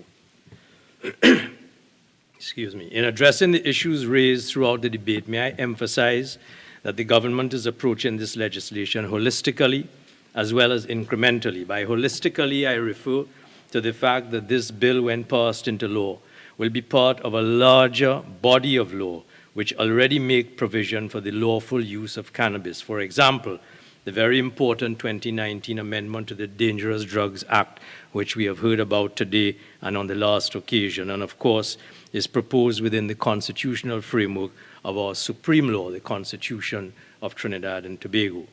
By incrementally, I refer to the fact that with this bill we introduce an overarching, enabling regulatory framework, which will be addressed further and in due course by appropriate amendments, should the circumstances require, to ensure that the law once passed remains current with our societal development, including our continuing research in this novel field, and of course, by regulations to be issued by the authority, which will be the governing body under this bill when once it becomes law. If I may turn to some of the specific clauses on which debate has centered. Clause 3, the interpretation of non-medicinal cannabis. Senator Sipasad, when we were here last, recommended a definition for non-medicinal cannabis in order to properly regulate the sale of prescription cannabis medication. I've given consideration to this, Mr. Vice President. From a legislative drafting perspective, I'm advised that this is not necessary, since anything that falls outside of the definition of medicinal cannabis in Clause 3 and consistent with the category stipulated under Clause 29.1 would be considered non-medicinal. Further still, and given the regulatory making power prescribed by the authority at Clause 67, the authority is empowered to issue regulations to guide the public on the types of products that would fall outside the definition of medicinal cannabis. And may I say a word on the subject of regulations in the context of this bill which we are debating here. It has been touched on very eloquently by the leader of our House on our side, Senator Amory Brown, but I just want to emphasize the point. What we are about here today, and what we started last week, is a debate on the enabling parameters of the parent legislation, what we refer to as primary legislation.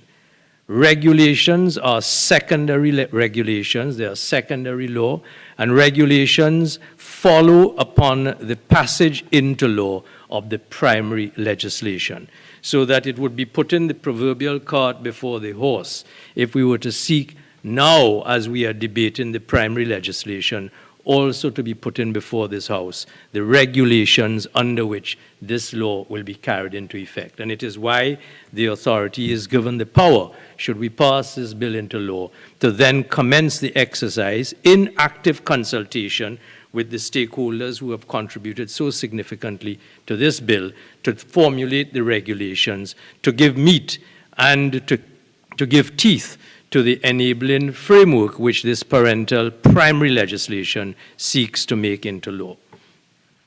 And we have examples of that in the different jurisdictions. Jamaica is one jurisdiction which has not made provision for some of the questions that have been criticized here today in the substantive law, but prohibitions are followed through on in standards and regulations passed after the primary legislation. So that to lay aside the concerns of Senator Sipasad, we do not have to provide for non-medicinal cannabis in the legislation that we are passing now. And indeed, I remind that medicinal edibles are permitted under Clause 29(1)(d) of the bill, so that the concern regarding the need to differentiate between medicinal and recreational edibles is noted.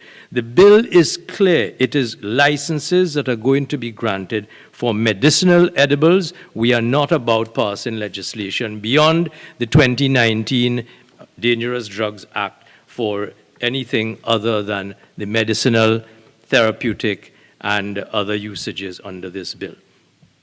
In our consideration of the precedents and the framework for this bill, we have been assisted by the report of the CARICOM Regional Commission on Marijuana 2018, the CARICOM report, and a number of us here today who have done their research, and I am very impressed by the quality of research that all of our members here today have put into this. A number of them have referred to that CARICOM report, which has looked comprehensively at the entire gamut of medicinal CARICOM regulation of cannabis, economic benefits, etc. And it should be noted that recreational edibles are permitted under the current law as amended, Section 5, 2F and G of the Dangerous Drugs Act, which was passed in 2019. It must be reminded that only personal consumption is permitted by law as it relates to recreational use of cannabis, and any attempt to sell, distribute, or profit from recreational cannabis is and remains illegal. All of the foregoing notwithstanding, we take cognizance of Clause 27 of the bill, which allows for the establishment of regulations so that the illegal use of medicinal cannabis can be regulated against. Clause 10, gross negligence. And I have seen some of the amendments come in as well to follow on the submissions made by Senator Mark, who sought clarification on the use of the term gross negligence as opposed to negligence in Clause 10. Mr. Vice President, the normal usage of the English language differentiates between negligence and gross negligence. And in different contexts, courts of law have pronounced on this difference. While negligence in its ordinary usage involves the failure to provide an adequate level of care or caution, gross negligence contemplates a more severe act or default, with the legal term gross negligence referring to an act showing a severe and reckless disregard for the lives or safety of another person. In the seminal case of Armitage and Nurse, 1988 Chancery, page 241, the Court of Appeal of the United Kingdom was called on to pronounce on the permitted scope of trustee exemption clauses involving alleged default of a trustee and alleged acts of actual fraud. In its judgment, the Court of Appeal, by parallel reasoning, relied on the reasoned and recognized doctrine of the common law that the two terms negligence and gross negligence import a question of degree. Gross negligence is understood to refer to acts by which the perpetrator knew or should have known would result in injury or damage to another person. Such acts are seen by the courts as bordering on intentional conduct depending on the level of recklessness involved. Consistent with that common law authority, then, members of the board of the authority under this bill will therefore have the necessary latitude or autonomy to perform their functions with allowance for a margin of default unless it can be shown to the requisite threshold standard that they have gone beyond mere negligence and committed acts of gross negligence, either with the intention of or with reckless disregard for injuring or damaging persons who fall within their care. And we do not, therefore, by the relevant sections under this bill, exempt them from gross negligence, but it is permissible, given that we are human, and as I said in my opening remarks, human error must be accepted. It is permissible for those members to have the confidence in the exercise of their discretion as they move forward on this novel undertaking to be able to function with the confidence that they are not going to be held up before a court of law for every slip of the tongue or slip of the hand.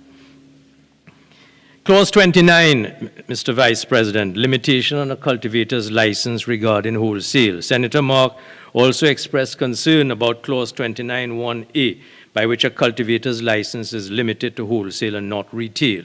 Well, that is not entirely correct, because we can see from Section 29(1) that the incremental approach is being used. Large quantities of medicinal marijuana can be sold to the holder of a retail distributor license, Section 29(1)(e), and an export license. And it is not, therefore, that the retailer is being discriminated against. What the bill is proposing to do is to allow for the wholesale cultivation and then on a licensed basis for the distributor of the wholesale product to sell for medicinal purposes, therapeutic purposes, and the purposes permitted under this bill to the retail distributor. So there is not the discrimination that Senator Mark has suggested exists by this being a bill to provide for the large wholesalers and to leave out the small man in terms of the retailer license. The question of expunging of criminal records, Clause 30, has also been addressed. Senator Leiter, when we were here last, expressed concern that Clause 30 will impact the agricultural sector and recommended that farmers with previous convictions should have their criminal records expunged in order to allow them to get licenses under this bill to cultivate cannabis. Well, we have heard today, and we have heard beyond today and before today, that one of the most significant amendments that came before this Parliament by the 2019 Dangerous Drugs Act was not just to decriminalize the use of marijuana in small quantities, the farming of marijuana in small quantities, but to allow persons to apply to the courts of law and to the Commissioner of Police for the expunging of their criminal convictions in the new decriminalized environment that this government has legislated for, to allow to those small farmers the very latitude that is being spoken of today. And therefore, under Section 5D of the Dangerous Drugs Act and Section 50K of the Police Service Act, small farmers can apply to have their records expunged since the 2019 Dangerous Drugs Amendment, and they will be able, notwithstanding the provisions in this act, by having their records expunged, they will be able to benefit from the regulatory provisions that this bill is introducing. I sound the caution, Mr. Vice President, and this goes back to one of my operating themes and the theme of the government. We are approaching this legislation, this very novel legislation, on an incremental basis. And by that I mean that we have to take small footsteps along a broad path that we are bequeathing to our children. Those small footsteps mean that the small farmers who've had convictions recorded against them before 2019, who were convicted of marijuana use and possession, have the opportunity to expunge, but we are not throwing the baby out with the bathwater. We are not allowing the large traffickers and the large users and possessors of the still illegal drug beyond the quantity permitted by decriminalization to have all of their records expunged. That would be irresponsible government. I move next, may it please you, Mr. Vice President, to section clause 30. That is to say, the equality of opportunities for small farmers. Senator Lutch-Medial made comment on the fact that in Jamaica, and she referred to some of the members of the media and Parliament in that country, and a commentary in Jamaica on the fact that Jamaican government is locking out small farmers from the ganja industry. I don't need to dwell unduly on that point to answer the criticism launched by Senator Lutch-Medial. I need only applaud, and I do so vehemently, and I've said as much to him, my colleague on this side, Senator Nigel De Freitas, who gave us a very stirring submission on the last occasion we had the honor and the privilege to listen to him. The various avenues as laid out in the bill for persons different from different types of entities, the ability to enter the industry, the agricultural incentive packages and programs, along with the ability to import machinery, tax-free machinery, and other such equipment. Minister of Foreign and CARICOM Affairs as well, Dr. Amory Brown, highlighted the bill to present new business opportunities, and only today we have heard from our Minister of Trade, Senator Paula Gopi-Skoon, on the myriad possibilities in trade that are being opened up to all members of this society under the bill that is being piloted today. So there is no question that any small farmers or any members of this society are being excluded from the incremental opening of the doors and the windows to a new future in which we can engage in the cultivation, medicinal, therapeutic use of a previously proscribed drug for the benefit of the health and the economy of this country. Clause 30, religious licenses. Clause 35 provides for the application for a license for religious purposes. And the issue has been raised whether we are breaching international law relating to the use of cannabis for religious purposes. Senator Mark referenced the International Narcotics Control Board, and who reminded the government of Jamaica and all other parties that under Article 4, Paragraph C of the Single Convention on Narcotic Drugs of 1961 as amended, only the medical and scientific use of cannabis is authorized, and that use for any other purposes, including religious, is not permitted. Well, We are a sovereign democratic country, Trinidad and Tobago, and our parliament has the right, the sovereign right, to legislate for the benefit of the nationals and citizens of this country.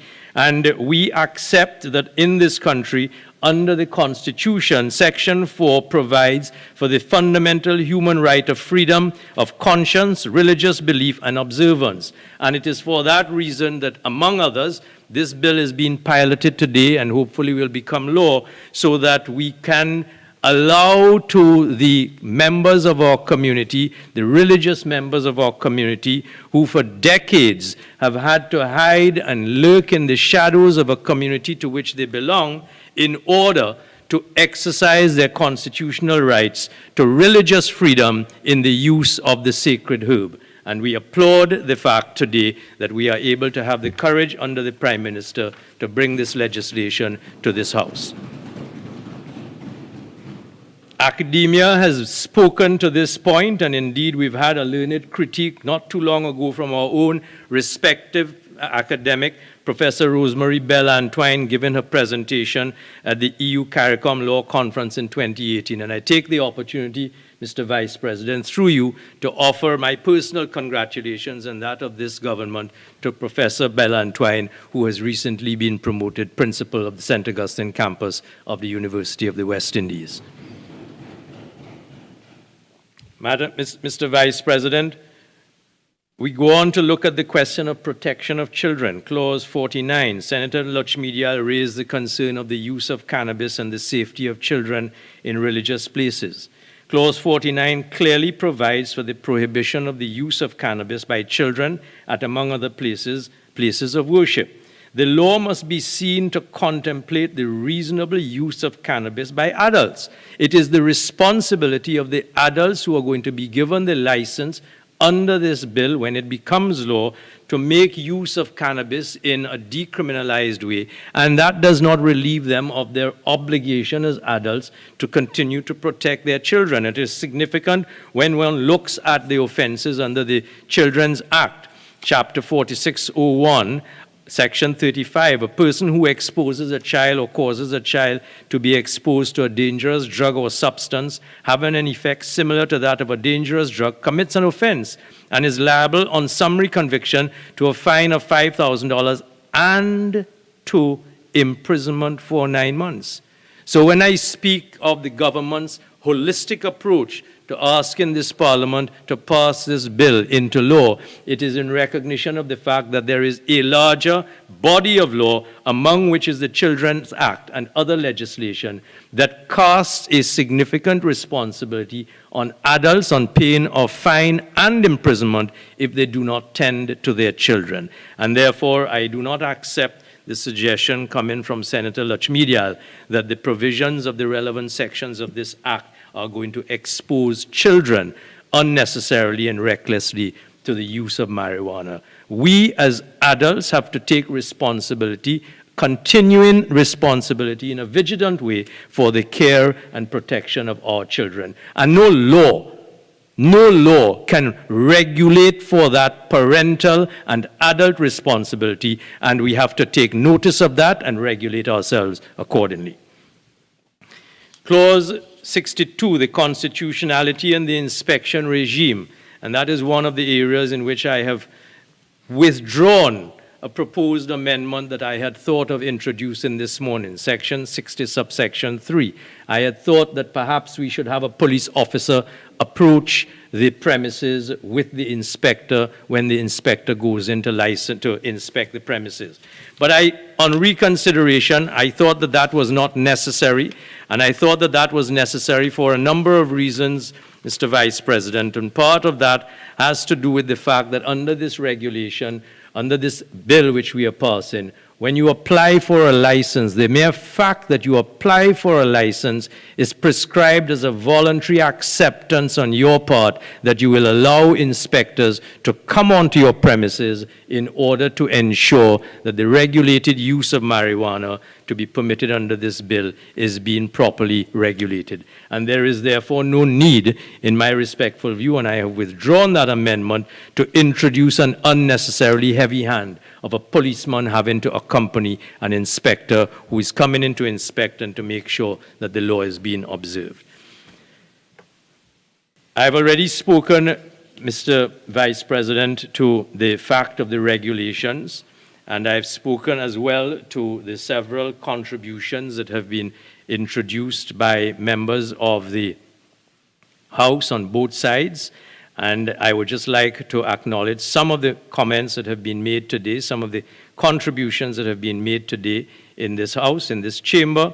We had the very able Senator Thompson Ahi, Independent Senator Thompson Ahi, expressing some concerns about the fact that a number of aspects of the legislation can be improved. Of course, we accept without demur that we are open to suggestions for improving the legislation so that when we leave here this evening, we leave here confident that we've done the best that we can do as adults who are entrusted and sworn by our oaths to legislate for the good of all of the people of this country. So I give Independent Senator Mrs. Hazel Thompson Ahi the assurance that when she talks about the relative as being a narrow definition, we are confident that the chosen definition of relative is sufficiently wide, and we don't want to widen it unduly in a small society such as ours,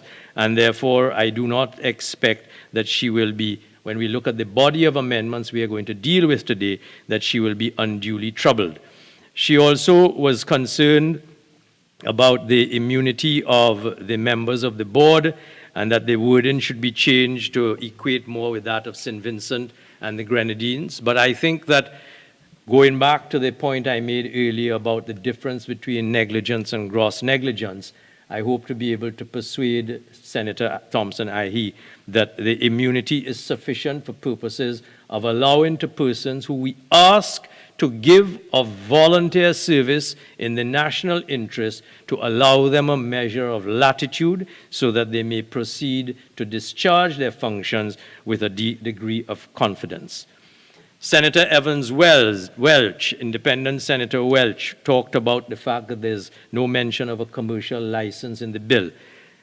Well, there is no mention of a commercial license in the bill, because what this bill is about is providing for legislation to permit for medicinal use primarily, therapeutic use, and not for the whole-scale commercialization of marijuana. Incrementally, as we grow and we develop and we take our baby steps into this very novel area, and we find that the national response is sufficiently responsible, it could very well be that we will come back to this House and ask for further amendments to the Act to open up the larger commercialization. But at this point in time, heeding the concerns of many of our members here, Senator Thompson Ahi is one, Senator Welch is another, all of the independent senators to a man and woman, lady and gentleman, who spoke here today, expressed their concerns about the potential side effects, the potential negative effects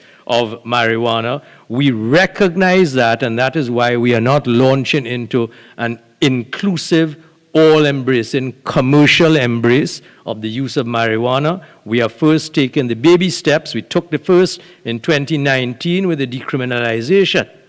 And we are taking the second at this stage with medicinal and therapeutic use for regulation and for commercial activity, but we are not going the way of whole-scale commercial use. So, Senator Welch, with apologies to you, but in the confident expectation that you will embrace the legislation because you have indicated that you support it in principle, we accept your reservations with respect, but we cannot go that far.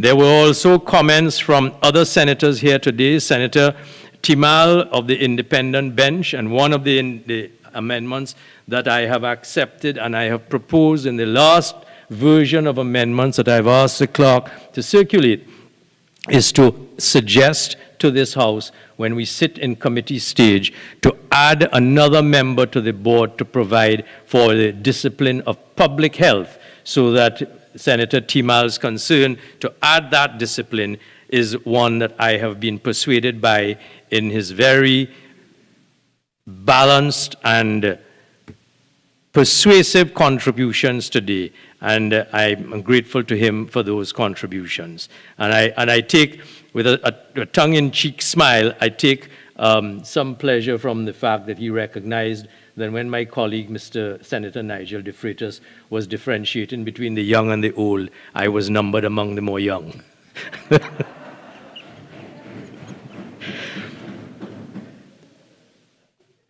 Senator Jerlene John has spoken of the fact that we are in an emerging industry, and this is an expensive undertaking, and that there is a lack of empirical evidence to indicate that it will be a success.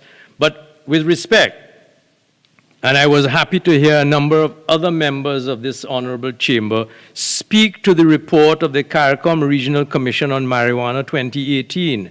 That report has looked with significant depth of research at the empirical evidence which the Caribbean community has been engaging in for purposes of satisfying the CARICOM nation, and we have used that CARICOM report in the deliberations of the Joint Select Committee and in the consultations with our stakeholders, and we were given literally a lesson in education by Senator Richards. Last we were here when he spoke from the confidence of his involvement over 2 years in the Joint Select Committee exercise, and we are confident that we have taken the empirical evidence into consideration. So I hasten to reassure Senator John that if she were to read the CARICOM report and examine the work that has been engaged in by the Joint Select Committee and its process of consultation over the 2 years that it consulted, that there has been a significant effort in the empirical research that we are engaged in for purposes of ensuring that this legislation is not just timely, but reactive to the concerns of the society. We had comments from Senator Dr. Maria Dillon Remy, public health problems associated with non-medicinal cannabis. I hope that in what I have said today so far and in some of my opening remarks and the exercise that we will sit in committee stage, we will address Senator Dillon Remy's, Dr. Dillon Remy's concerns. And Mr. Chair, Mr. Vice President, permit me to say, and I'm going to be very careful not to overstep into an unnecessary engagement, permit me to just make one small comment on some of the remarks that were uttered by Senator Roberts. And I start by referring, by way of repetition, to the very comprehensive report which was given to us by Senator Richards on the first day we debated this bill in this chamber. I felt humbled by Senator Richards' contributions because he spoke from his experience as a member of the independent bench, from his experience as a member of the Joint Select Committee over 2 years in working collaboratively with members on this side, with members of the opposition, including Senator Lachmidial, and with members of the independent bench. And he spoke comprehensively of the stakeholder consultations that were engaged in over those 2 years, walking the length and breadth of this country. So I was taken aback and slightly disappointed to hear Senator Roberts describe the collaborative piece of legislation that is before us today by the joint efforts of the opposition, the government, and the independent senators as a vai piece of legislation.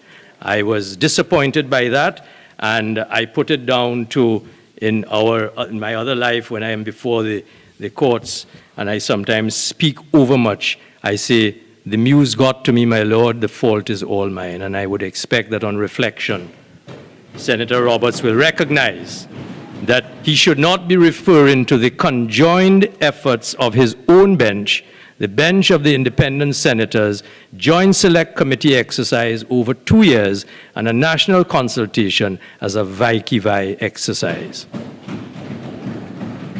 Mr. Vice President, I have taken the time, in closing, may I say I have taken the time to address the concerns of honorable senators. In closing, I commend all persons whose work has been instrumental in formulating this bill.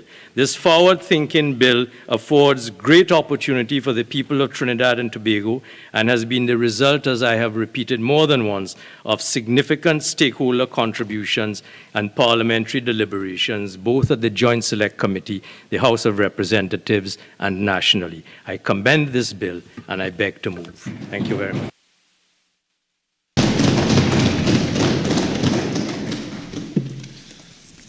Honorable Senators, the question is that a bill entitled An Act to Provide for the Regulatory Control of the Handling of Cannabis for Certain Purposes, the establishment of the Trinidad and Tobago Cannabis Licensing Authority, and connected matters be read a second time. Those in favor say aye. Aye. Those against say no. I think the ayes have it. A bill entitled An Act to Provide for the Regulatory Control of the Handling of Cannabis for Certain Purposes, the establishment of the Trinidad and Tobago Cannabis Licensing Authority, and connected matters.